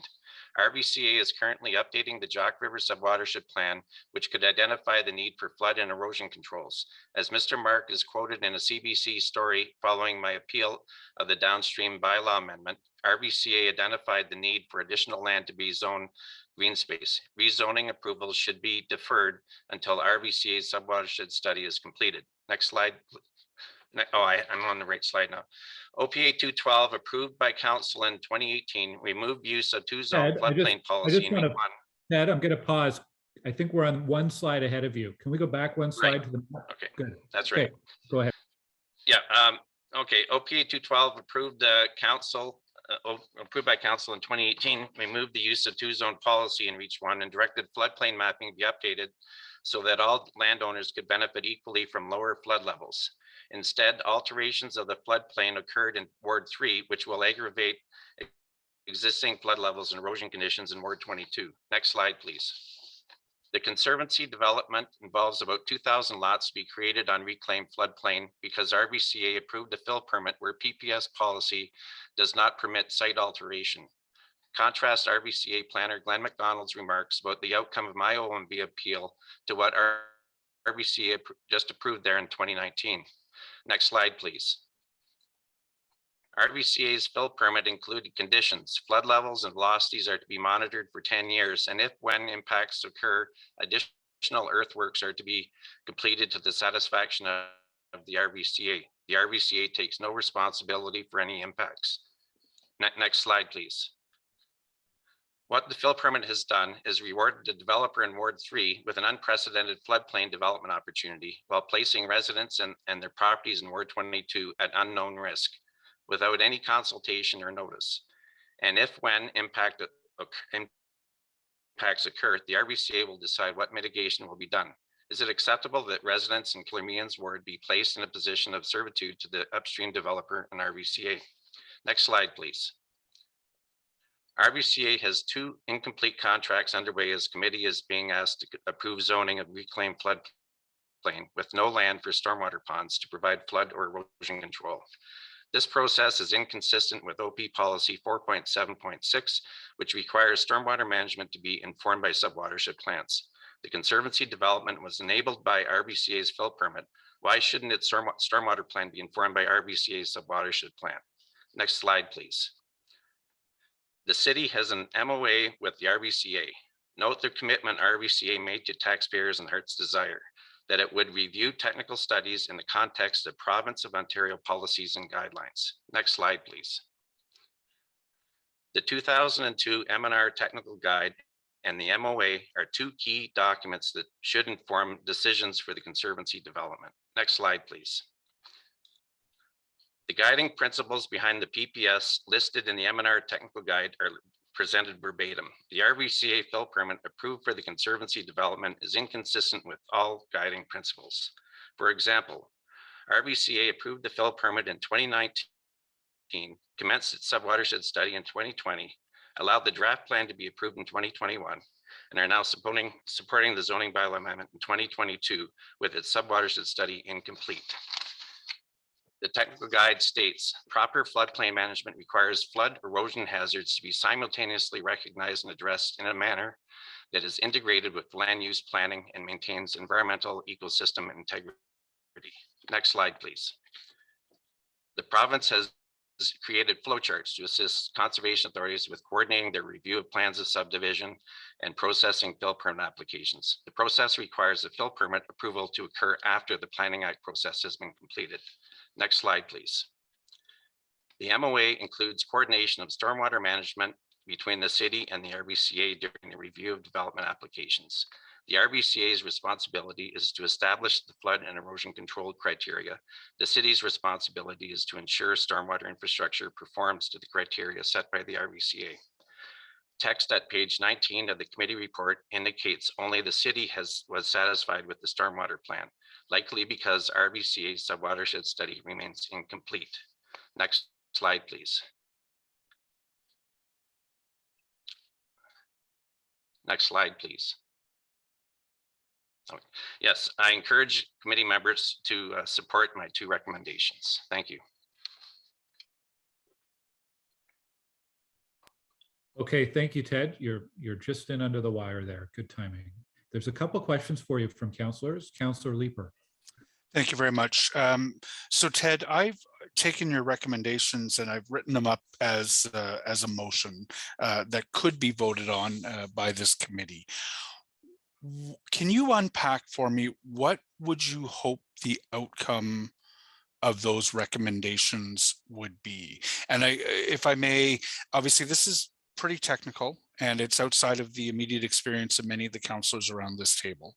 What is your fear about what may transpire if we approve today's staff recommendations, and how would your recommendations mitigate against the outcomes that you are concerned about?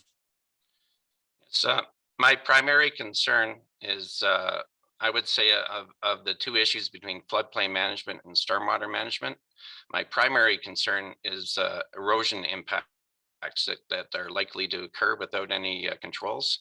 The Council and the National Capital Commission in 2020 adopted the climate change projections, and what they reveal is that there will be an increase in rainfall in the shoulder seasons. So what I am most concerned about is an inch or 2 of rain occurring when you have the spring freshet.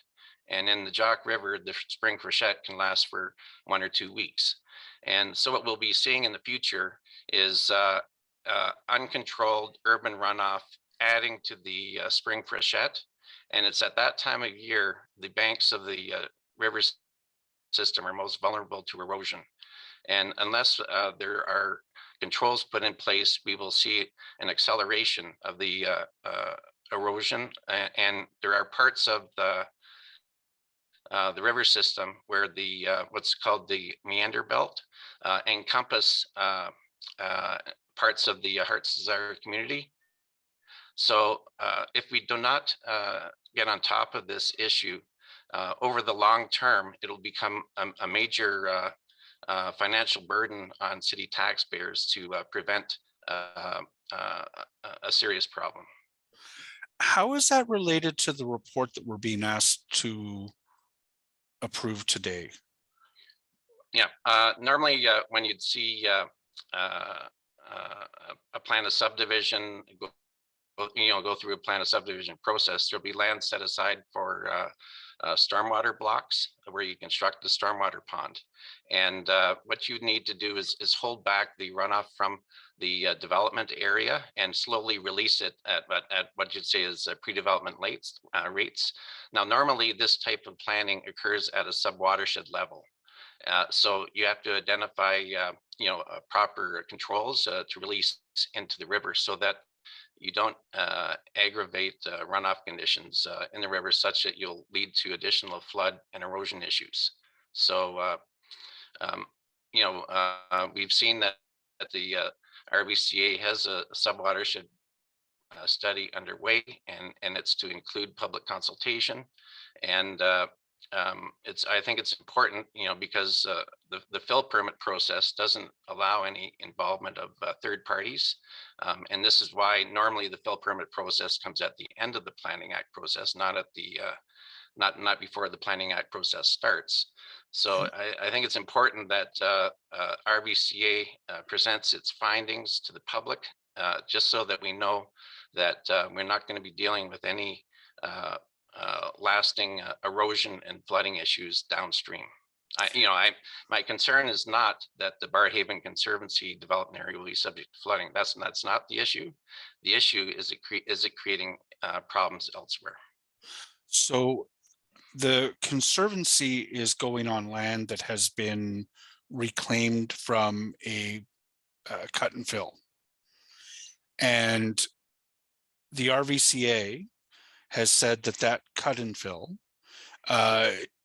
is appropriate. They've approved that. No, I wouldn't. If I can just interject. That's not in fact what they said. There are conditions attached to the fill permit that require monitoring. And if the conditions show that there's an impact, they have one of the conditions that they have to do additional earthworks. So, you know, how, like without the monitoring program completed, how do we know how much of the land can safely proceed? Because one of the conditions says that the applicant would have to do additional earthworks. So is it premature to approve a rezoning today without understanding what effect the fill and cut may have as observed over time now that it's actually in place?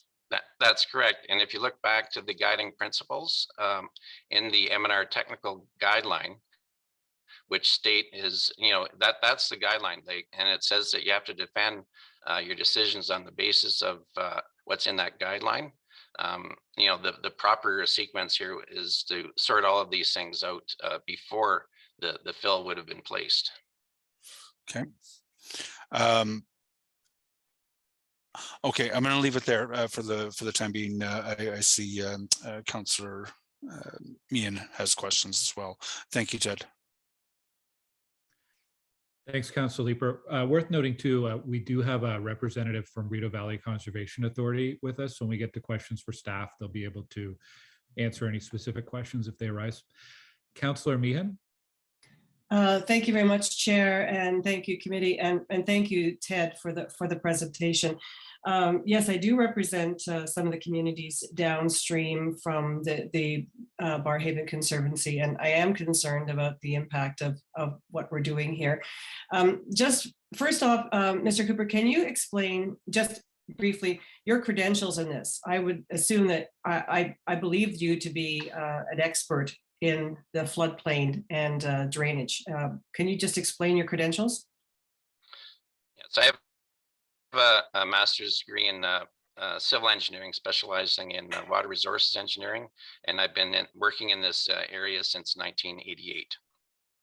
So what you're doing as a member of the city staff is it's pretty brave, actually. You're coming out and challenging the staff reports. Why are you doing that? Well, as I explained, these are my this is a private or a personal submission. I already appealed a previous zoning, and I had success at the Ontario Municipal Board. And I think it's only fair that I should have had an opportunity to participate in the decision making system before the fill was placed. And I was never afforded that opportunity. And I think if any developer, you know, downstream would have been impacted by such a decision, they would have chosen just to speak out about it as well. It is very complicated when it comes to the approvals, whether it's the Rideau Valley Conservation or the City of Ottawa, whether it falls within the provincial policy statements. But your belief is that the decision-making was actually flawed here. And for what end, do you believe? Well, I don't know about for what end. I'm like from a technical and planning perspective, the issue here really is that the provincial policy statement does not allow, like when council said that you're not allowed to apply two-zone policy, that means the entire floodplain is considered floodway, and you're not allowed. It's not only are you not allowed to develop it, you're not allowed to alter it to change the landform. So somehow what happened was that the Conservation Authority processed the fill permit application as if it was two-zone, but council said you're not allowed to use two-zone, and this in here is how the process sort of went off the rails, and this all occurred without any public consultation. Which brings us back to what happened in July of last year. July of last year, we dealt with this same issue, but on a different application, and we came to the conclusion that communities downstream should be apprised or informed when anything upstream is altered? And are we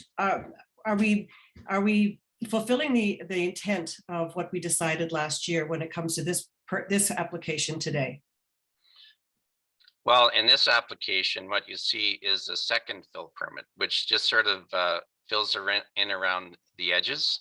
And I would say that unless the downstream residents were pre-consulted about that, I would say no, that doesn't meet the intent of the direction given last year. Yeah, we haven't done that. So Mr. Cairo says, you know, that part of his presentation is that none of the Barrhaven Conservatory will be built on floodplain, but that's because we've reclaimed the land. Is that correct?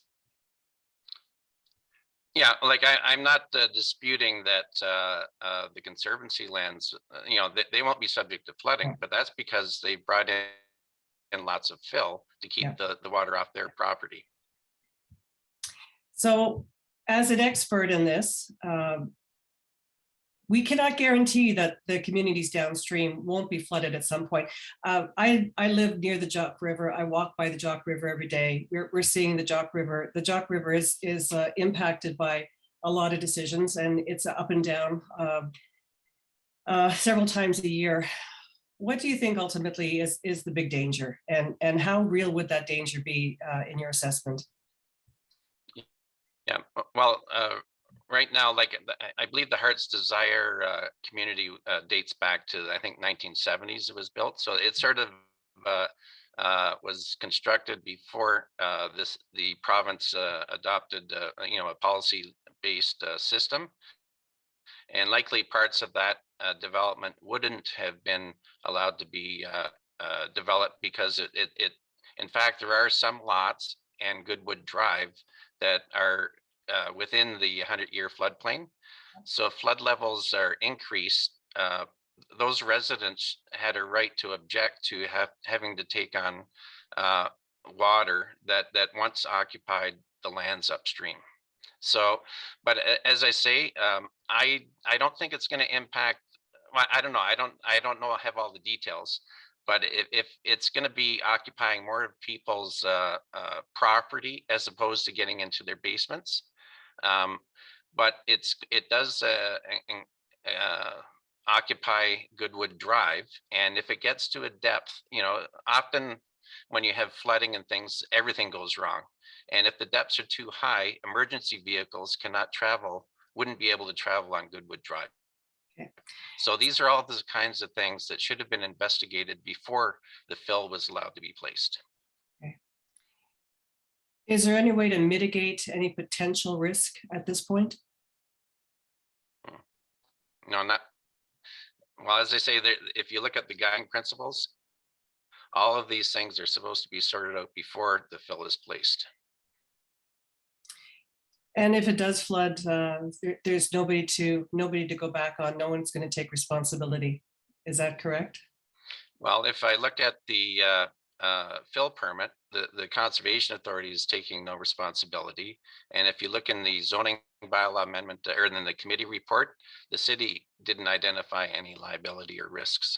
So, you know, it'll be the landowner down there having to sue somebody.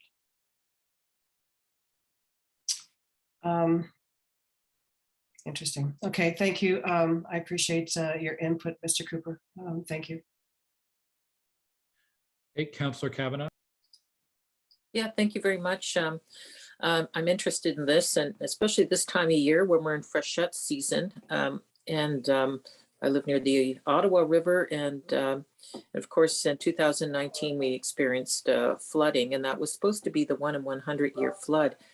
I can't help but think about climate change and how what standards we had before of what we thought was flood zones may have changed. We take it very seriously here in this area. And I just wanted to know what your opinion is on that, because it seems that flooding could even be worse with climate change. And so we really need to watch those rules and regulations that are put in place. On the Jock River, it's a little bit different. It's not the same size of system as the Ottawa River. There's some debate on whether or not with climate change, whether or not you'll see less snow accumulation in its headwaters. So depending on there, I think there's been some arguments, in fact, in the original official plan amendment application back in 2017, that because there could be less snow, in fact, flood levels, the 100-year flow could be lower in the future, and therefore climate change might actually improve things. The problem is that you don't have any certainty, because if you get a polar vortex for a certain length of time, despite the fact that it being warmer on average, in that particular year, you could see a lot more snowfall. So there isn't any certainty. So the way that the preferred approach to floodplain management in Ontario is a preventative approach. So if you don't know what the future holds, you're best to proceed cautiously.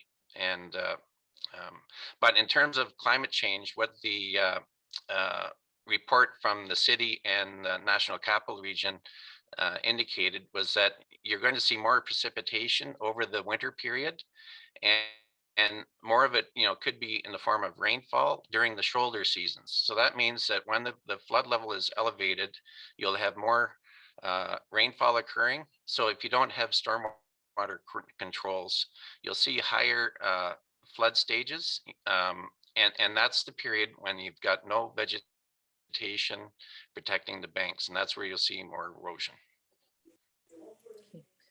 So vegetation, lots of greenery helps, I would think.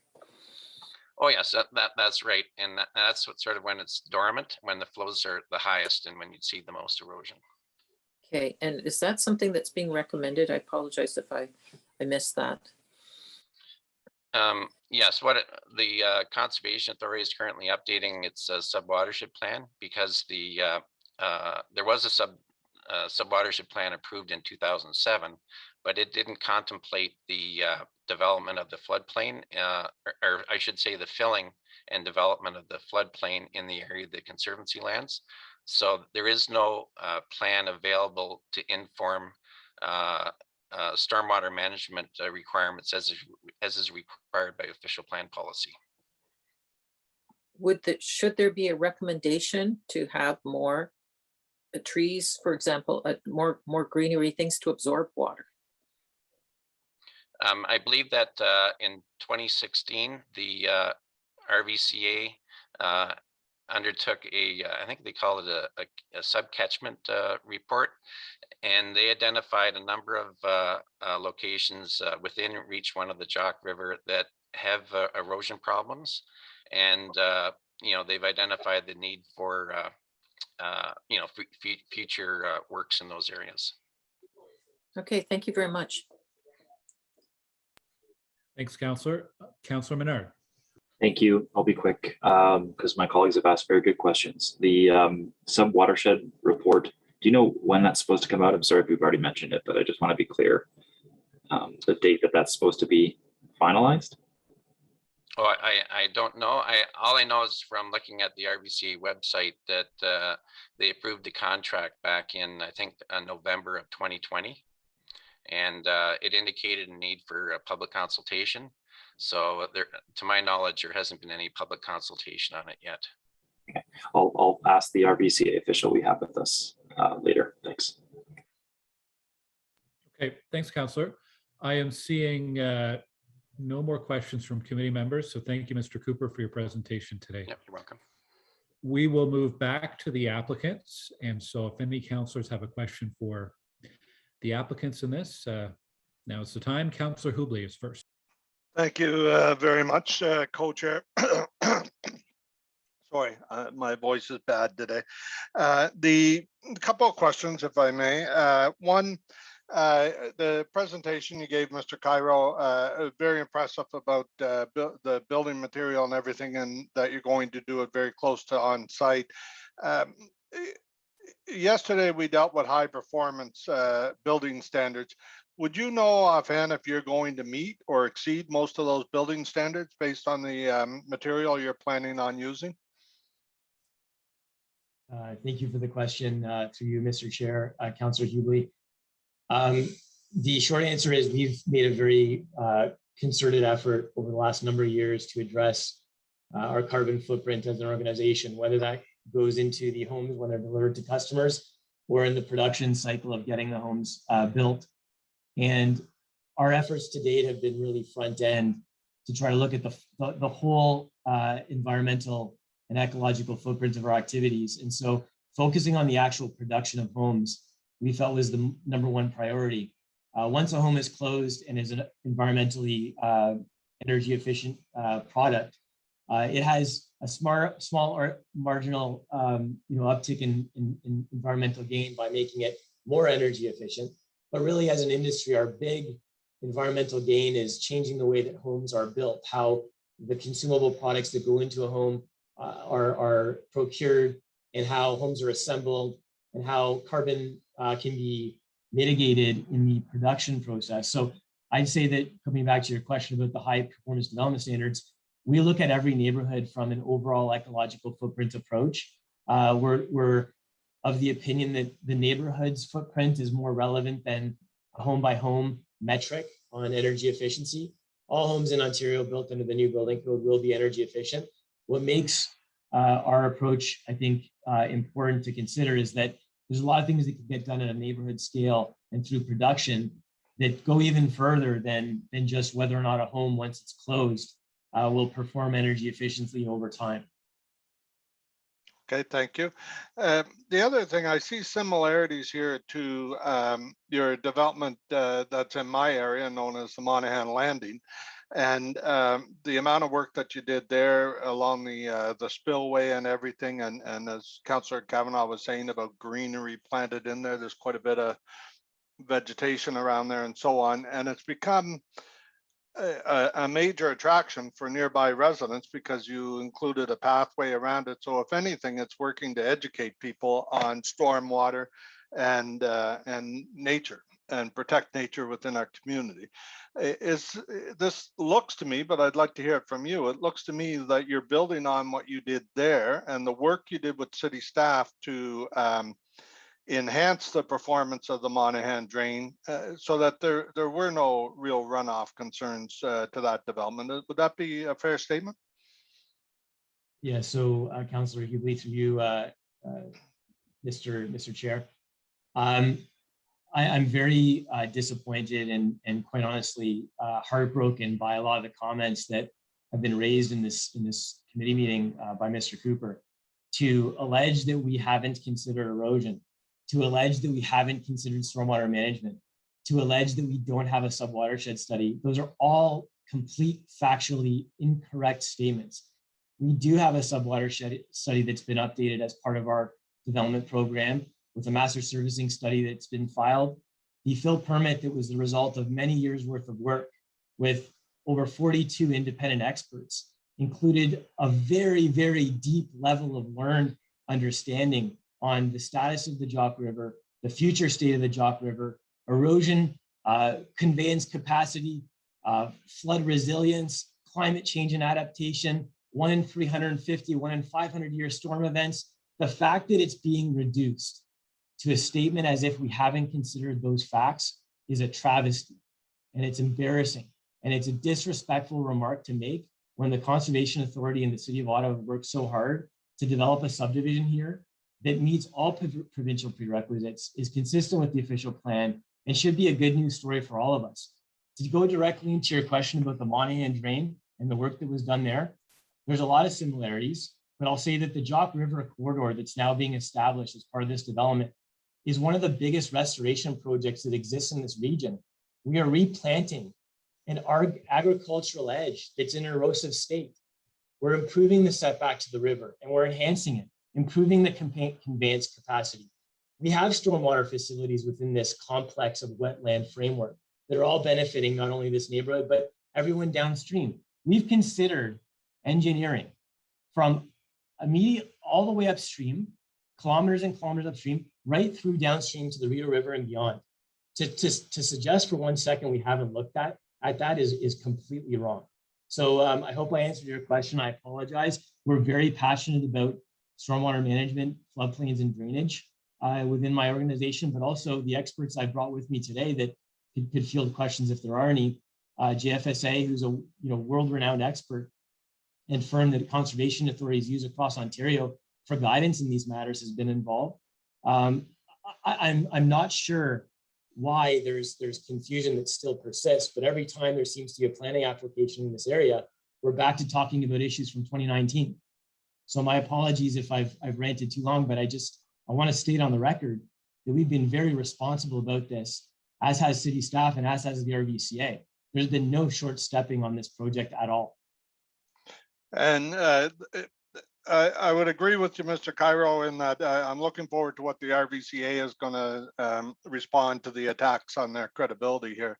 But just to be clear, city staff are supporting your application, right? The city engineers responsible for reviewing this project are supportive of your application, which is maybe why Mr. Cooper's doing this on his own, because he's not here representing the city. So can you confirm that city staff are supportive of the application? So the application before committee today is a zoning bylaw amendment to implement a plan of subdivision and to reconcile a floodplain boundary line that needs to correspond with the RVCA's boundary line. RVCA determines floodplain limits.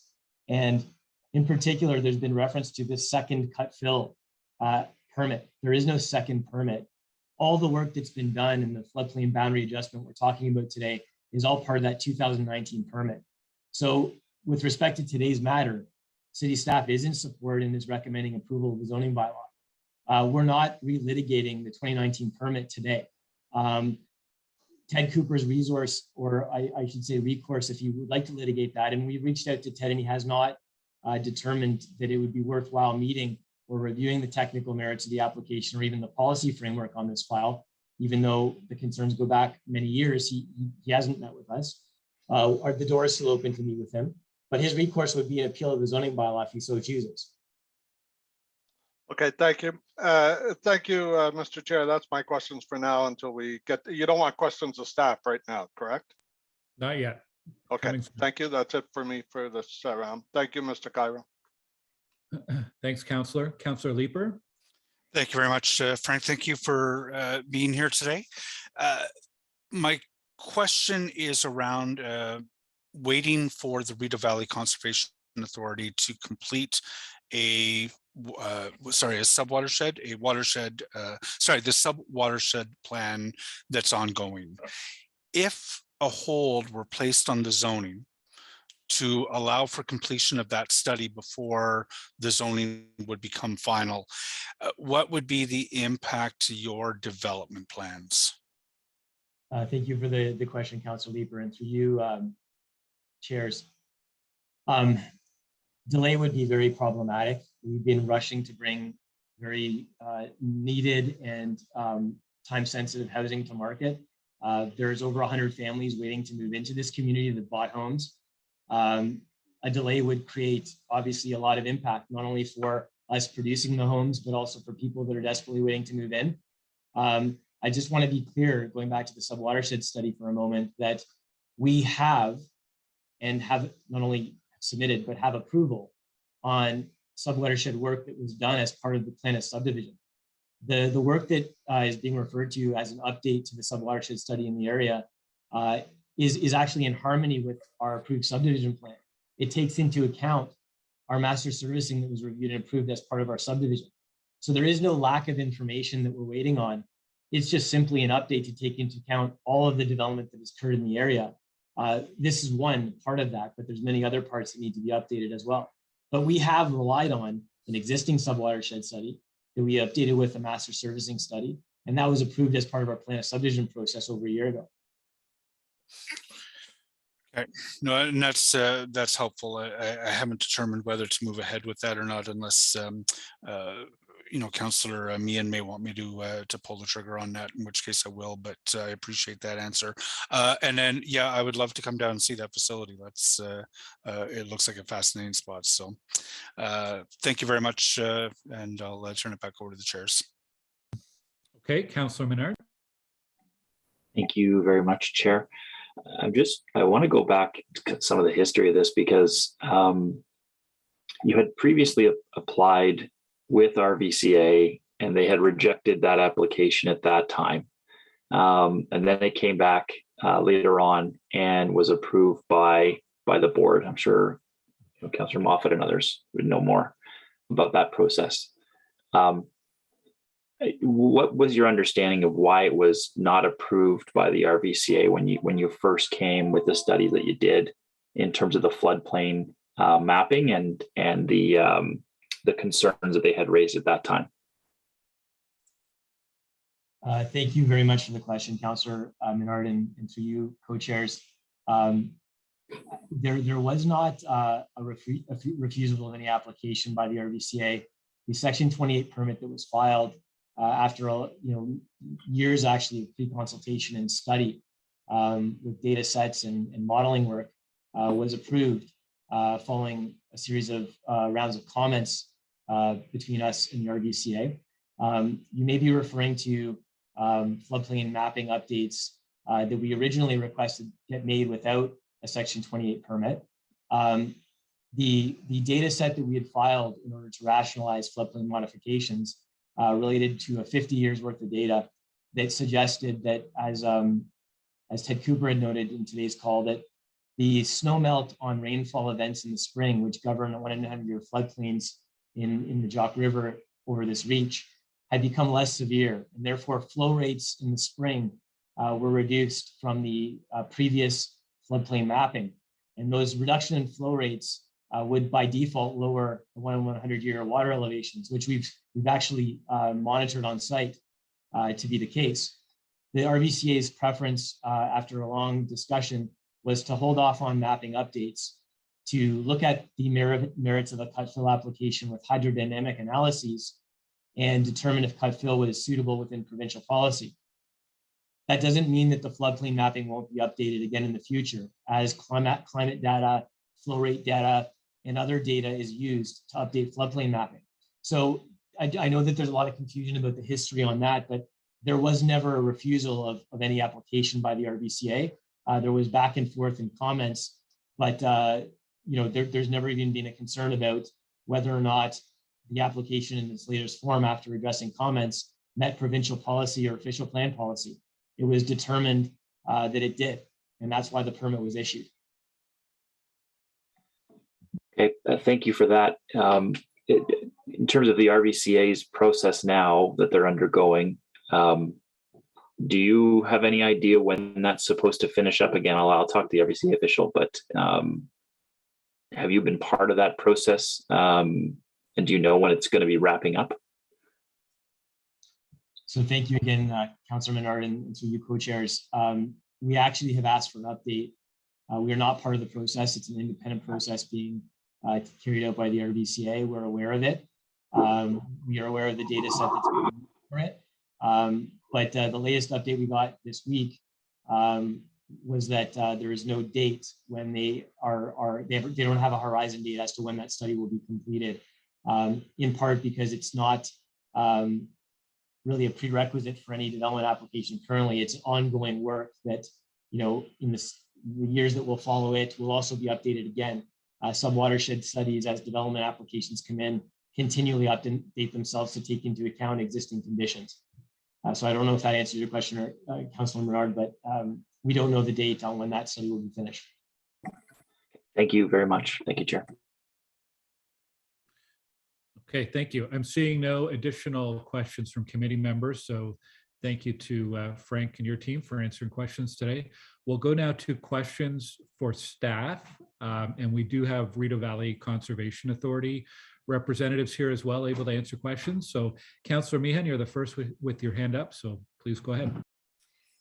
Thank you, Chair. I guess my question to RVCA is, did they impose any conditions on Kaivan for this application?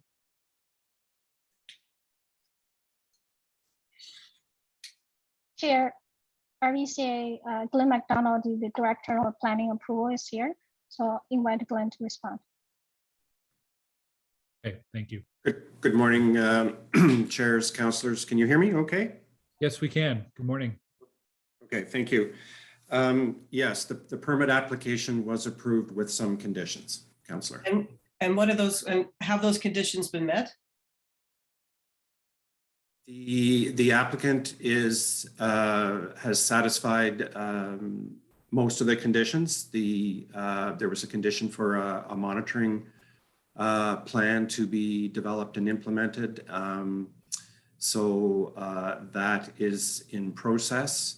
And a lot of the other conditions were standard conditions that are implemented as the works proceed. Things like sediment erosion control, providing as-built grading plans, and similar items.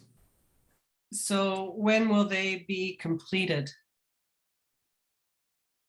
Well, the monitoring plan is intended to be in place for 10 years. We spread it out over 10 years because we wanted to make sure that we could capture events that, well, basically higher flow events that would confirm that the modeling is accurate. We've heard allegations today that Rideau Valley Conservation is not adhering to provincial policy, that it is not up to the Rideau Valley Conservation to come up with policy on this. Can you address that? Well, I think it's that the authority doesn't have the Conservation Authority doesn't have the authority to allow this cut and fill. Well, it's important to remember that the application Kaivan submitted to the Conservation Authority was an application under Section 28 of the Conservation Authorities Act. It was not a Planning Act application. So the applicant didn't require a Planning Act approval to undertake the site alterations that were associated with the cut and fill. So it wasn't a planning matter. They weren't making a decision on a planning matter that was guided by that would otherwise be guided by the PPS. Okay. I'm trying to figure out exactly what that means. Who has the ultimate authority on this? Well, the floodplain of the Jock River is regulated by the Conservation Authority under Section 28. So it is the Conservation Authority's purview through our executive committee, who heard the application, to decide whether or not that application was approvable.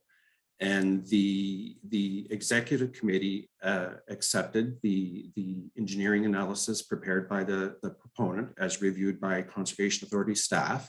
And they were satisfied that the application was approvable because there was no adverse impact with respect to flood and erosion control. They put the monitoring condition on as a conservative measure to monitor the situation over the 10 years. But the application itself stood on its own merits. They didn't. Like the condition for the monitoring was I guess I would describe it more as an add-on out of an abundance of caution. It wasn't. Yeah, it wasn't prompted by doubt. That. No, not at all. I mean, the committee. It seems to be implied today in some of the comments that have been made that the authority didn't exercise its due diligence when it approved this application, but that is far from the truth. I mean, there was a considerable amount of staff time and effort and back and forth between professional engineers and other professional staff to get the application to the point where there was a high degree of confidence that there would be no adverse impact with respect to the cut and fill. Is there not, I profess I am not an expert on this at all, but I think of a science experiment where you have a floodplain and you take portions out of it and you fill them. The water's got to go somewhere. So where is it going to go in terms of this, in this particular area? Absolutely, that's a good analogy. And that's why the applicant's hydrodynamic analysis that was done had to account for how that water was going to be accommodated in the system. And through the fill and the cut that was done, they demonstrated that that water would be accommodated within the channel and not have any adverse impacts downstream. So there were alterations undertaken to the landscape to accommodate the flow of the water that would normally be held back in the floodplain. It seems, well, I mean, I guess we're going to keep our fingers crossed, but. Well, I will say that like I said earlier, that our executive committee would never have approved the application if they didn't have a high degree of confidence that the tests under the Conservation Authorities Act had been met. Okay, I'm gonna leave it there. There may be other questions, but thank you. Thank you. Okay, Councilor Menard. Thank you very much, Chair, and thank you, Mr. McDonald, for being here as well. I have a lot of faith and trust in the RVCA, and that's why I just want to go through some of the history so that I fully understand where we've come to. Back in 2017, Kaivan had approached you, the RVCA and the city, and then had a proposal to fill the floodplain with enough soil to raise the land above the flood levels. At that time, you rejected it, and I'm wondering, and I'll have a few questions, but why you rejected it at that time? Well, as Mr. Cairo said, it wasn't an application that was rejected. It was a discussion, more like a pre-consultation in terms of how they wanted to approach it. But the thinking back in 2017 was that the 1 in 100 year flows on the Jock River were somewhat less than what the 2005 mapping was based on. So there was a lot of discussion about what that 1 in 100 year flow should be. The proponent did their own analysis. The Conservation Authority's engineering staff looked at that. We weren't comfortable with it. We had our own independent assessment done to look at the years of record for the gauge on the Jock River compared to the records of rainfall.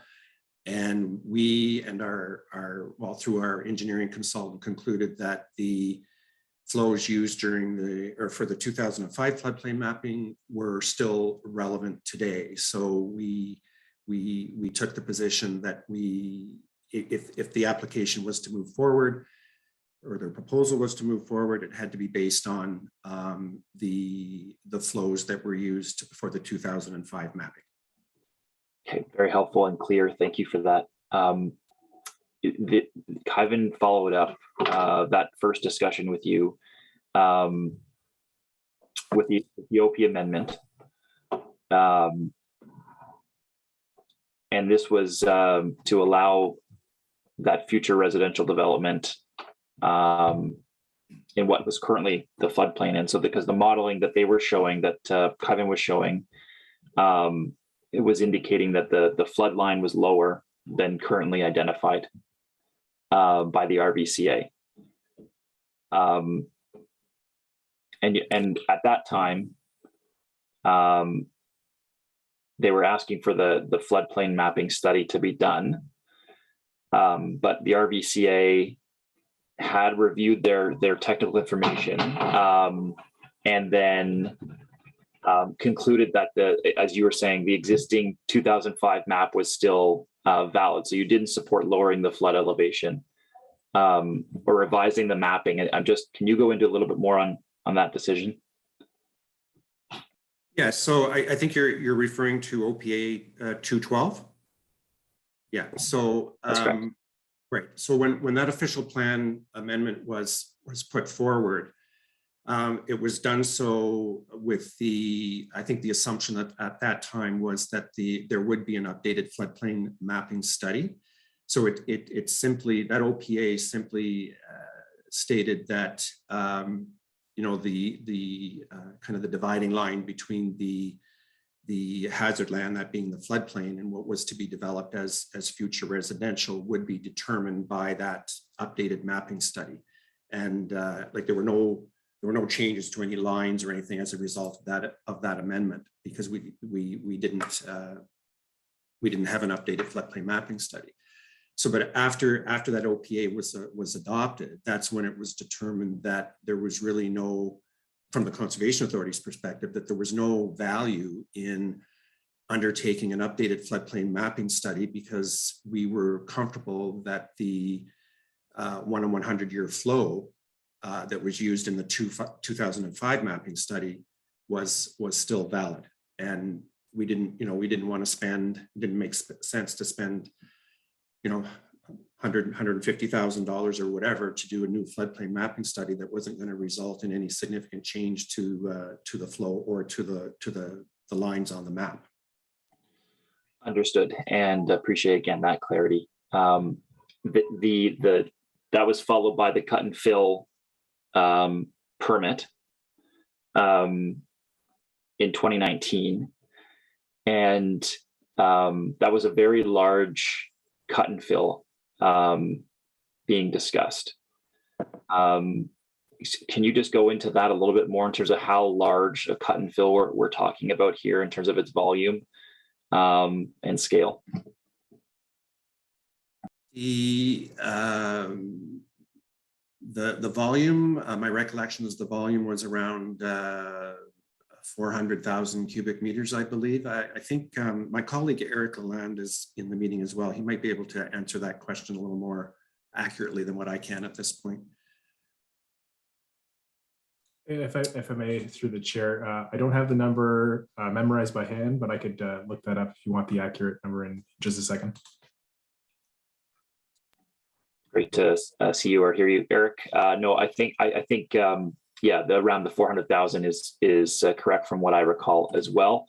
And I just, on that amount, like the scale of that amount, can you just go into, is that normal? Is that a very high amount? In terms of that amount, are there concerns with that amount of a cut and fill in this regard from RBCA in general, or how does it normally work when you have that large of a request? Yeah, I just pulled up the permit.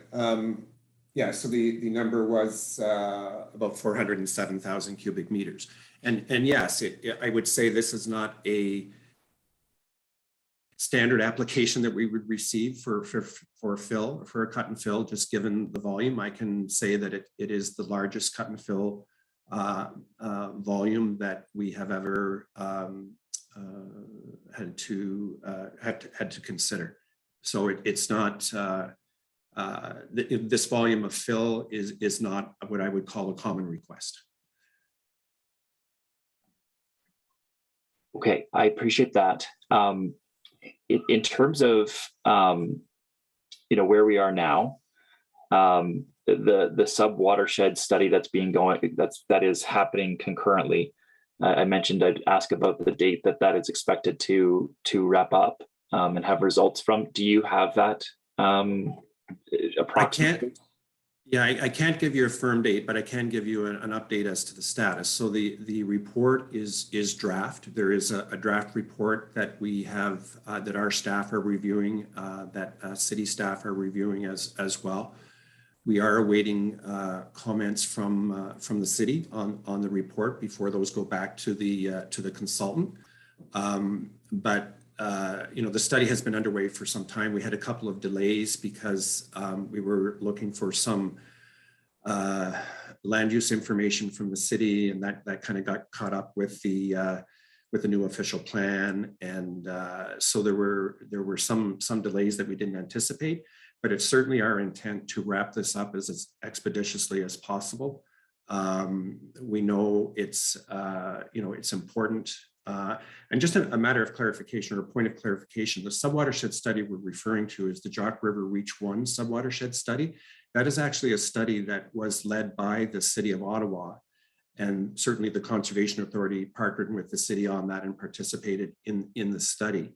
But it was the Rideau Valley Conservation Authority that identified the need to update I guess the section of the report that dealt with the current criteria for no quantity control for stormwater management on the lower reach of the Jock. So it's basically the Conservation Authority kind of investigating further or updating, I guess, a report that the city had already had in place. Okay, understood. That's helpful as well. When this came for the reports that had been submitted and I guess peer reviewed by Kaivan, you had listed several cautions about developing within that what existed as the floodplain. Can you highlight what those cautions were? And what I'm getting to here is the level of risk that we're faced with. If there's a significant risk, then I want to make sure we take the time, have the watershed study completed, that we have the risk sorted out.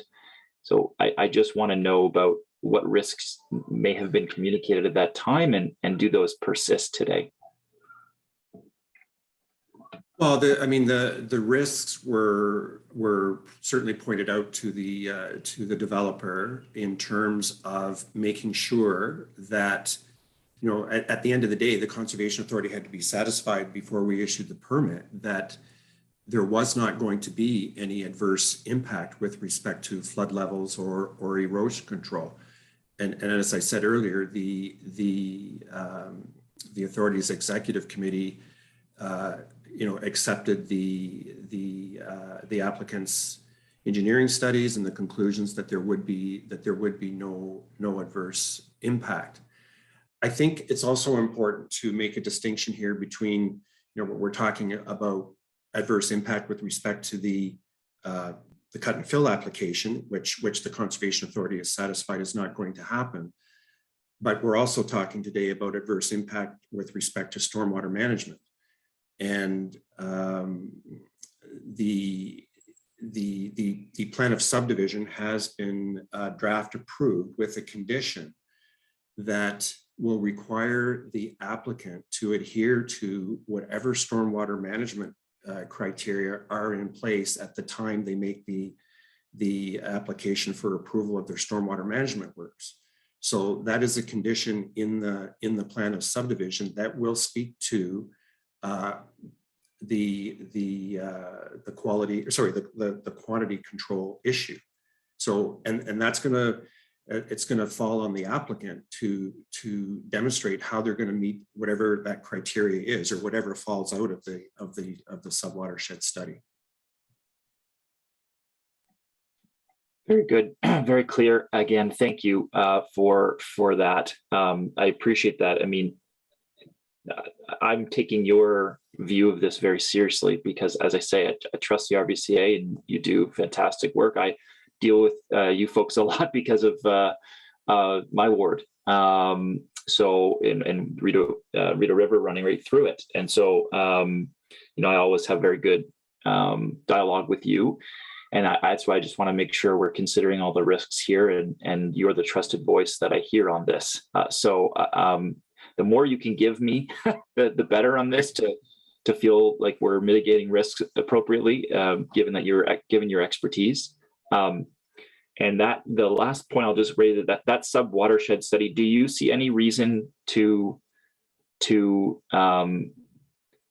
wait and see the results there? Given, I guess they'll come later in terms of your the application for when the build out occurs. Is that if that's the process? Yeah, I mean, be a reason to wait for that at this time, and see what that says before moving ahead?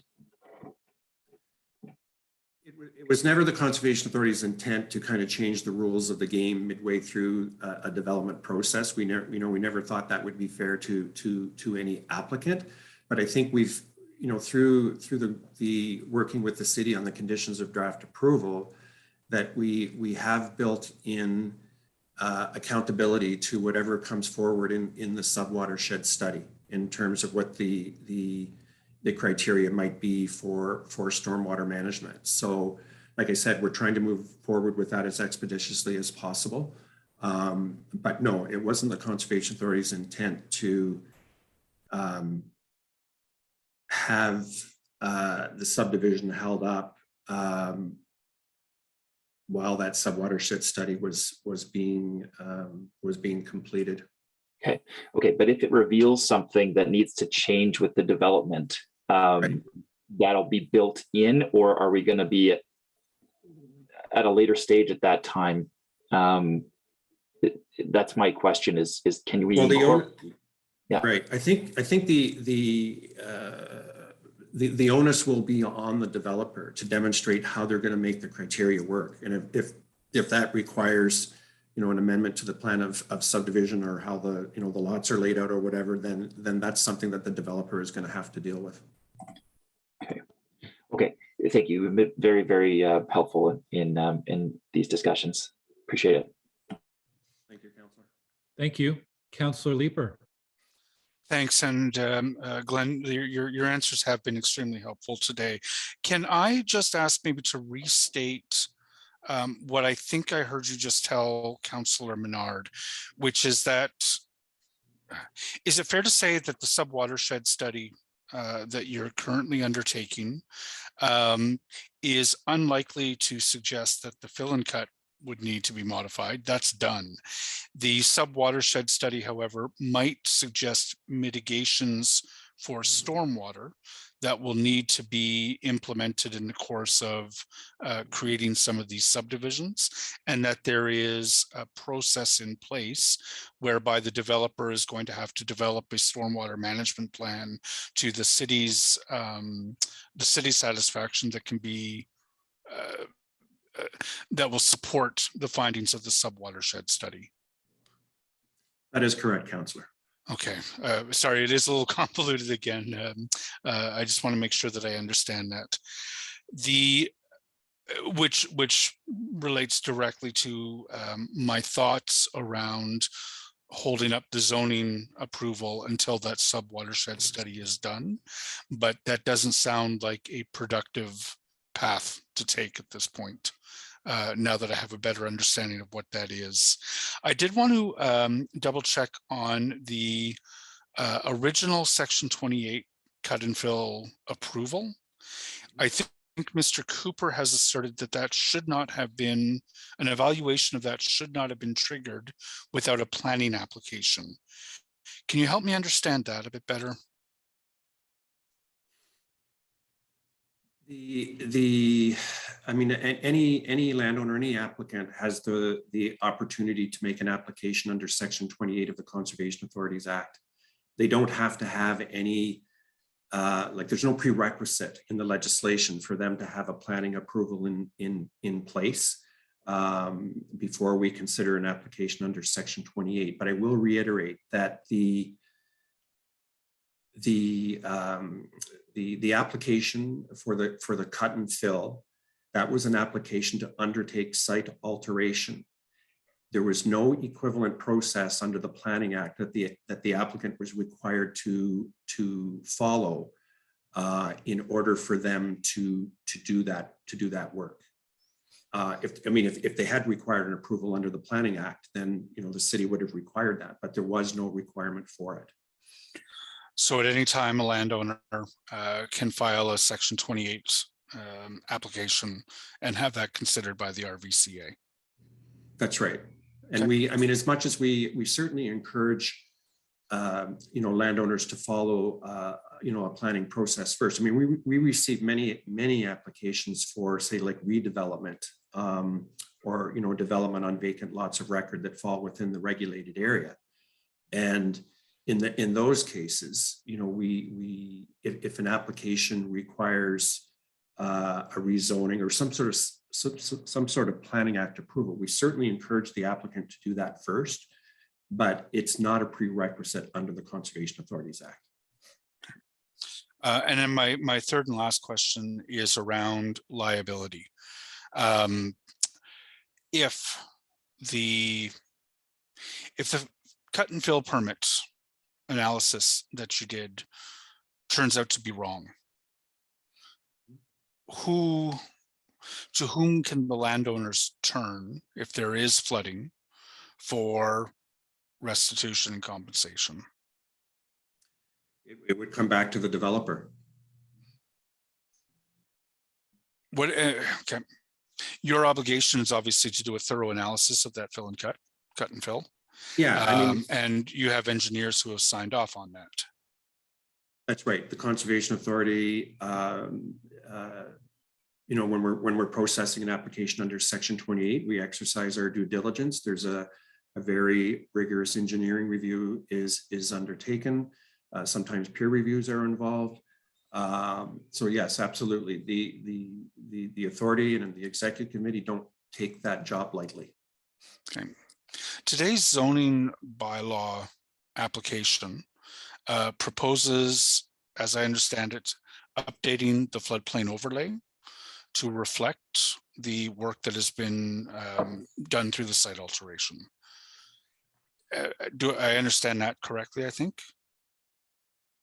Well, there was a previous application, as Melanie described, to modify the floodplain overlay, but this is a further amendment to the floodplain overlay to better match the as-built drawings that we've used to modify our floodplain mapping. So it's simply modifying the floodplain overlay in accordance with the Conservation Authority's updated flood lines for that site.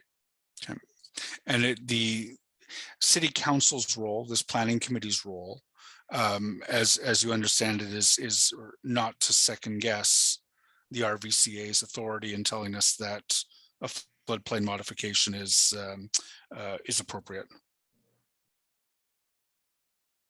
That's correct. We have vetted the as-built drawings and the lines, and it's gone through a rigorous kind of GIS exercise, and we are, as the producers of the floodplain mapping, we have a high degree of confidence that those lines are correct. We pass that information on to the city, and then the city modifies its zoning accordingly. Okay. This has been a fascinating morning, actually. Glenn, thank you for your help. Thank you, Councillor. Okay, Councillor Hubley. Thank you very much, Co-Chair. Thank you, Mr. McDonald, for your frank answers here. I'm going to put you on a bit of a spot here because I appreciate the answers you've just given to my colleagues here. And I think what's pointing out to me anyway is that a number of Mr. Cooper's assertions may not quite be accurate or not nuanced properly. One of the statements he made was that RVCA is taking no responsibility. And I'm going to tell you, I've worked with South Asian Conservation Authority, the Mississippi Conservation Authority, and to a lesser degree, the Rideau Conservation Authority on different files. And I find you have some of the best staff in the industry. I like the idea that we have the conservation authorities to be specialists in the field that you're responsible for. So I found that a rather shocking comment by Mr. Cooper to suggest that the RVCA was not asking for certain documents, as Councillor Leeper just clarified for us, but other statements in there. So I'd like to give you this opportunity to respond in any way you'd like to the assertions that Mr. Cooper made about your organization. Thank you, Councillor. Well, I mean, Mr. Cooper is certainly entitled to his opinions, and it's pretty clear from his presentations today, and obviously the correspondence that we've had with him previously, that he disagrees with the decision that was made and the process that was followed to arrive at those decisions. But again, he's certainly entitled to those opinions, and nobody has to like, I guess, the decision that was made, but it doesn't in any way diminish the the amount of effort and technical review that went into the processing of the application. And again, the executive committee, the authority's executive committee, and staff, take this job very, very seriously. And the review was undertaken, and the conclusions and the decisions were made accordingly. So again, there may be disagreement about the decision, but it doesn't take away from the due diligence that went into reviewing it and getting us to this point. Thank you. Could you also mention, there's some concern over downstream flooding later on, and concerns with the I think Cooper's words were uncontrolled runoffs. Could you talk about some of the options that are available to mitigate that, so that councillors can have and the public that are listening can have more confidence in the fact that, for example, there's ICDs, inlet control devices, there's constrictor pipes, there's all kinds of things that we can do in a situation like this that controls that runoff. So I take great objection to the suggestion that's uncontrolled. Could you address that? Because you would have even more examples as to what can be done and reasonably done when we get further down the road, like when we have your watershed report and when we actually have the mitigation plan in place. Can you touch on some of the options that we would have available there? Yeah, I mean, the current Jock River Sub-Watershed study has a criterion that basically says that there should be no quantity control on the lower reach of the Jock River. And that's been a long-standing recommendation. It goes back to one of the original studies that were done for the, I guess what was referred to at that time as the South Urban communities, both on the Gloucester and Nepean sides. And so that recommendation was brought forward again in the most recent version of the Jock River Reach 1 Sub-Watershed study.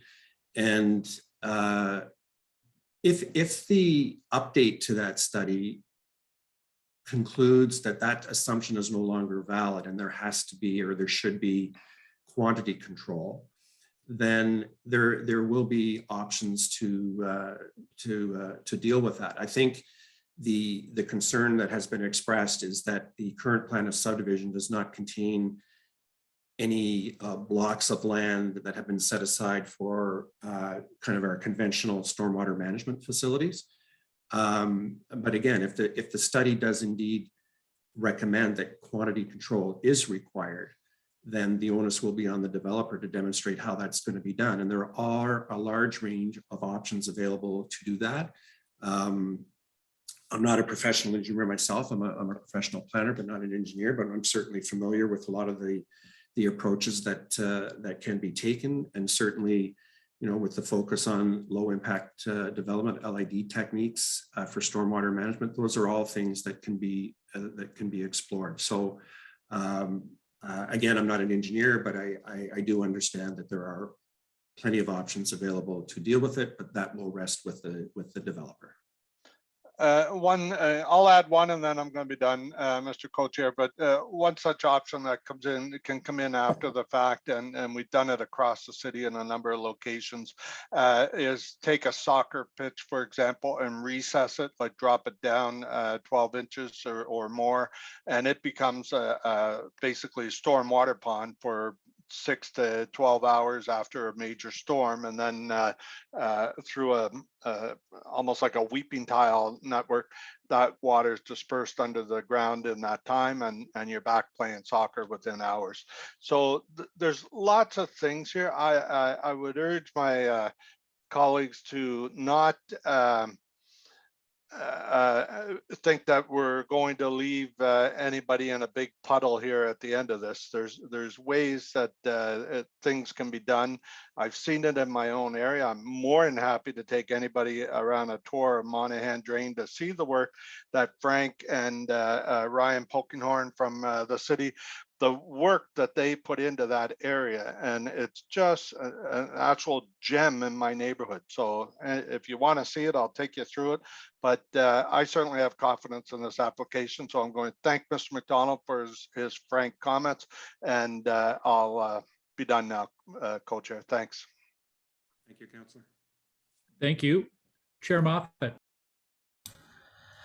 Thank you. I just don't really have a question. I just wanted to take a moment to thank Glenn for being here and Eric as well. It's not common that we get RVCA staff here. Obviously, there's no obligation for RVCA staff to be here at committee because our decisions aren't necessarily directed toward you, and we don't have, the situation that we're talking about today is something that's a few years old, but that you were directly involved in, and has created a lot of conversation at this committee over the past couple of years for different files. But I think having you here, even though not to speak directly to what's in front of us, only helps to sort of bring all the information to light, and your direct responses, I think, are much appreciated. As someone who sat on the RVCA, really the only member of council who's been on the RVCA and regularly attended meetings for the last 10 years, it's nice to have your frank approach here and the work of the RVCA. I have, the reason why the ward that I represent is being renamed the Rideau Jock is because the Jock River runs from Ashton down through Richmond and eventually ends at the ward boundary at the 416, which then leads directly into the Conservancy lands. So it's a huge part of our ward. The Jock River is, so is the Rideau, and the work of the RVCA to ensure the management of that watershed is done with the utmost respect for the properties and the residents that are in it. I mean, half of the village of Richmond is built in the floodplain because the village of Richmond predates floodplain mapping. So it's a huge concern for anyone downstream as to what happens upstream. And it's because of the RVCA that I have trust in the process to be able to support files like this. And similar to when it was actually Kaivan as part of the Western Development Lands in Richmond that went through a similar process involving a couple of municipal drains in the area and some low-lying undeveloped lands that are now being developed with no impacts upstream or downstream to residents in Richmond because of the work that the applicant did with city staff and our drainage department and the RVCA. So Glenn, Eric, just appreciate your time here today. Thank you. Thank you, Councillor. Thanks, Chair Moffat. Well said. I'm not seeing any other questions. This has been a good discussion. Thanks to colleagues for the excellent questions. And it's kind of interesting. It's almost like a workshop. We spent the first part of this meeting talking about Bill 109 and approval times. This, I think, has been a good look into workshop into why sometimes planning applications do take a while to review and approve. There's some very good reasons for that. So thank you to staff and to RVCA. Sorry, is there a question? Questions for staff, city staff? Well, this has all been part of it. So we've had RVCA, but if there's any additional questions for staff, yes, by all means, this is the time. Thanks. I think the last couple of questions I have are for Mr. Mark. Sure, go for it. So, Mr. Mark, it's we've heard from the RVCA that they expect the city to respect their determinations with respect to where the floodplain overlays should be mapped. Is that accurate? Do we have any wriggle room on floodplain overlays? Mr. Chair, I would hesitate to say the city never has wiggle room, but there is a clear expectation that the city would follow the RVCA with respect to a finding of floodplain. It would be an extraordinary case where we did not. Okay. If council were to reject this rezoning application modification of the floodplain overlay on the basis that maybe we don't trust the RVCA's determinations and conclusions, what's likely to happen at the OLT? Mr. Chair, I would seek If council made that decision, I would seek to find a professional witness that could sustain such a decision. I would not value my chances very highly. Okay, and then I just wanted to confirm as well, some of this discussion has revolved around when it is appropriate or not to apply for a cut and fill permit under Section 28 of the Act. Is a planning application at the city a requirement to apply for a Section 28 cut and fill? No, Mr. Chair. I appreciate your confirmation on all of those. Thank you, Mr. Mayor. Thanks, Councillor Leeper. Any other questions for staff or comments on wrap up? Okay, so on the report recommendations that are in front of us for zoning bylaw amendment for 3285 and 3305 Boris O'Kane Road, are they carried? Carried. Carried. Okay. Thank you.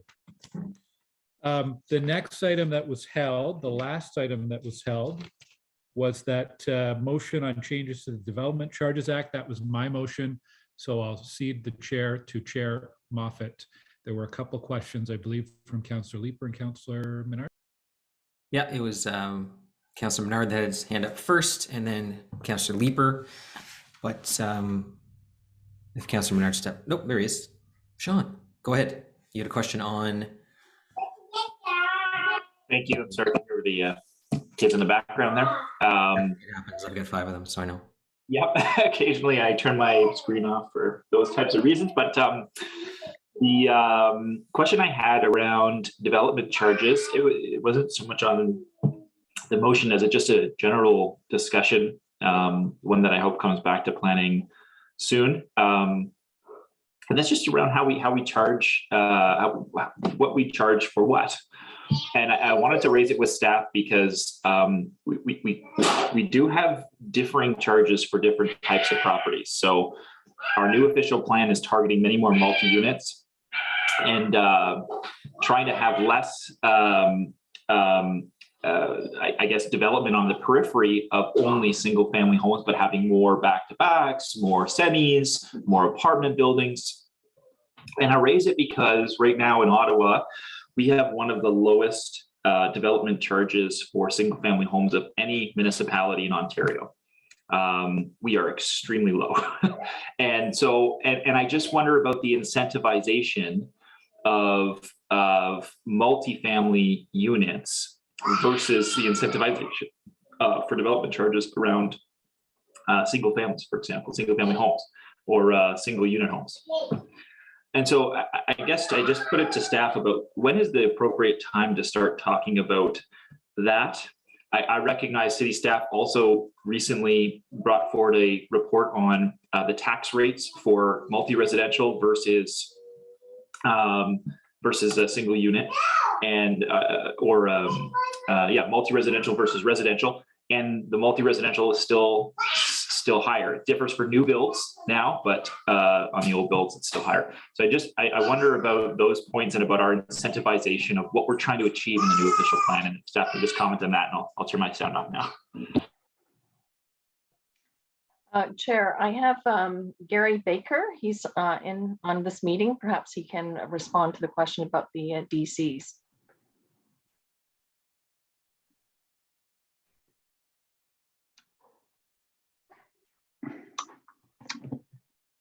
Sure.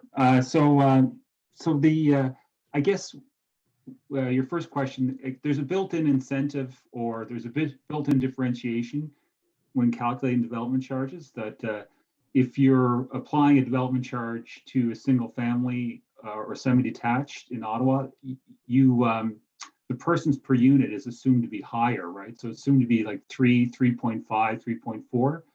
Whereas if you're building a stacked townhome or a back-to-back townhome, it's classified as an apartment. So those apartment units have a persons per unit of say 1.8 or 1.82.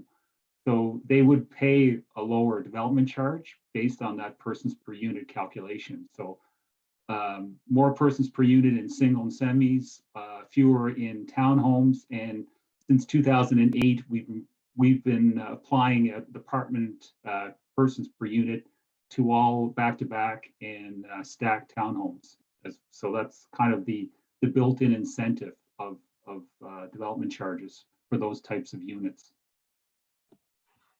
I appreciate partial answer on one piece of that, but the bigger question is around where our standing in Ontario. I understand that we are exceedingly low, if not the second lowest, the lowest for development charges on that type of build, on the single unit build. And I'm trying to get at that fact in terms of what we're trying to build here into the future. I totally take the point around person per unit, but it's not so much, it's our comparison for other cities is what I'm getting at. And the numbers I've seen, we are very, very low. So perhaps you could comment on that and when this might come back to us for consideration of how we set DCs on these types of properties. Yeah, I've looked at recently, just maybe a month or two ago, I looked at the 2021 BMA study, which kind of what looks at various fees and development charges and tax rates in the province. So if you look at that particular document, it does a survey of development charge rates throughout the province. So for single family dwellings right now, and in part it's because in the 2019 we just did an interim update, but we're ranked 45th in the province. So out of the 200 or so, or how many responded to that survey, we're 45th for single family dwelling rates, and I believe we're around 21st or 22nd when it comes to non-residential development charge rates based on the 2021 BMA study. So relatively speaking, we are Gary, big cities in there that are like anywhere close to us, because I looked at that too. That's what I'm referring to is that exact study. And so when I look at cities our size, or even just big cities classified in Ontario, I think we're last of the big cities.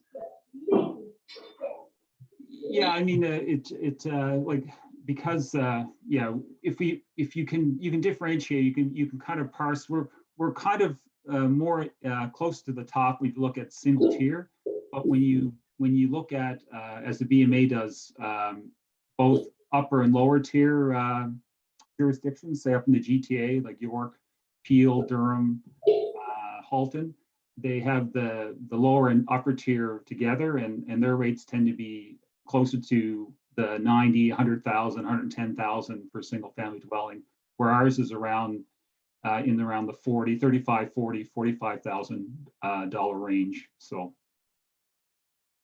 but if you looked at us from that's very appreciated. Yeah, the single tier might be slightly different. So, sorry.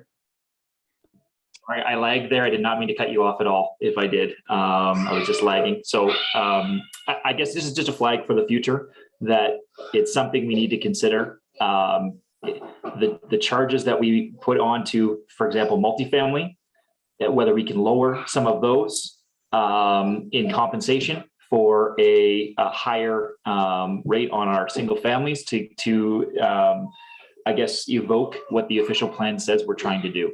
We need to align some policies, and particularly around land as well. The way we price in land, I've been having lots of conversations with people about affordability, and I'd love to bring that in to this council about, you know, some innovative moves we can make on that end of things. And development charges are certainly one of them. I think we need to review and take a look at. But Gary, thank you so much for that information, and very appreciate it. If there's one other, I've kind of back a number of years ago, I've asked about kind of sort of what you're asking as well, because I noticed that some municipalities have attempted to do what you're talking about. And the challenge that was identified to me by our consultant at the time is that development charges almost is a very prescriptive type of process, so that persons per unit is kind of the driver. And as he said, and I can send you his response when I asked about that, and it's difficult to apply them on the basis of ability to pay. It's more of a here's the formulaic application, and this is what we've calculated, and versus say trying to differentiate on a basis that would draw in the ability to pay or affordability or whatever, right? So that's kind of that conundrum of development charges that. But I can send you that's something I asked him about maybe 10 years ago. There was a municipality that was kind of contemplating what we're discussing, and I thought it was intriguing at the time. So like I said, it may give you some additional background information. Thank you so much. Thank you, Chair. Thank you, and thank you, Gary. Councillor Leeper, did you have a question, or did it get asked by? I have a question. Yeah, go ahead. Thank you. Sorry, Chair. With no disrespect to Co-Chair Gower, this is a councillor motion. I just would like to hear what Gary has to say. Gary, do you consider that moving down this path is advisable and prudent? You're on mute, Gary. Sorry, and I guess I'm supposed to, it's through the chair. Yeah, I mean, with the motion that's coming forward today, it's in referencing the changes that were introduced by the province back in the fall of 2019 that came into effect as of January 1st, 2020 under Bill 138.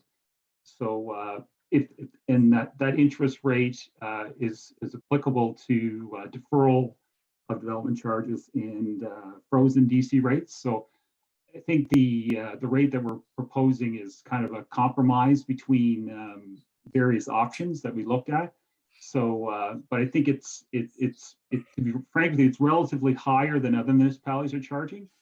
So we'll see what the reaction will be as of after May 1st. But like I said, it was a compromise between extremes, and so we thought, in consultation with planning, of course, and with finance, thought that was the best option to go with that particular rate right now, and see what happens, type of thing, right? But it is slightly higher than what's being charged. A lot of municipalities just charge a 5% flat fee, flat interest rate, and but ours is more. It has two different determinants, and one of them would have resulted in an interest rate of 17.7%, which is very, very, very, very high. And I don't know if to be frank with you, I don't know if the province would have allowed us to do that because although we had the flexibility to determine a rate, the minister has the powers to step in and say that that's not reasonable. And I have a funny feeling that they would have said that 17.7% would have been deemed to be unreasonable. So we kind of reached a compromise and came up with the rate that's going through with the motion today. Okay, so the rate is a staff supported rate that's being proposed, and the risk, it sounds like, is that the developers may chafe and view that as too high rather than anyone considering this to be too low. Yes, and I think the minister, I mean, like I said, they didn't prescribe a rate when they introduced Bill 138. They left it up to municipalities to make the determination. But I like I said, instinctively, I mean, 17.7 seems to be, I don't know if they would, I think someone might complain about that or say that that's way too high. Plus the Bill 138, it's supposed to incentivize the provision of rental housing, affordable housing, institutional. So it does have a benefit that the province wants to promote those particular uses. So charging a rate that would be extremely high would definitely defer that or deter that from happening. That's helpful. Thank you very much. Great, thank you. I don't know if there's any other questions. Just to Councillor Menard, when he was there and his kids were there. I just want to let everyone know, for those of you who may not have kids, they're not always like that. In fact, they're quite often only like that when you as a parent are trying to come off as being serious. And usually they lie dormant when you're not needed and when you're not important. They lay dormant somewhere in the house. And then only then, at that moment, when you need to be serious, do they awaken like monsters in the night and they take over and control. And that's what you get, is what happened when Councillor Menard was speaking. I once had one who was super quiet. I think he was faking sleep for half an hour. And then I started a 20-minute meeting with which he screamed the entire 20 minutes only to fall asleep right after the meeting was over. They do it on purpose. They know they have an evil sixth sense among them. Kids, I tell you. The bright side is you only have two. But you know, I used to only have two as well. And then with every election came another kid. It's the secret reason why I'm not running again. But that's okay. Okay, so I'm off topic, which is why I don't regularly chair this meeting.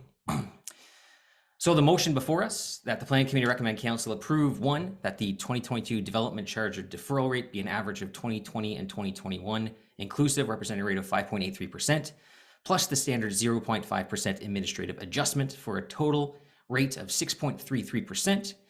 And two, that this rate be effective beginning on May 1st, 2022 through to March 31st, 2023 inclusive. And three, that these rates be applied for the duration of the deferral installments over 5 to 20 years, and any locked-in development charge rates over this time frame. On the motion? Carried. Carried. I'll pass it back to Glenn to wrap up the meeting.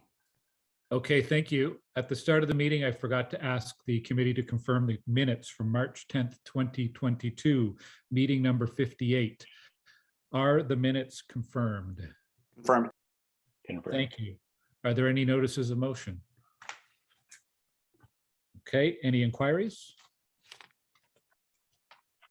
Any other business?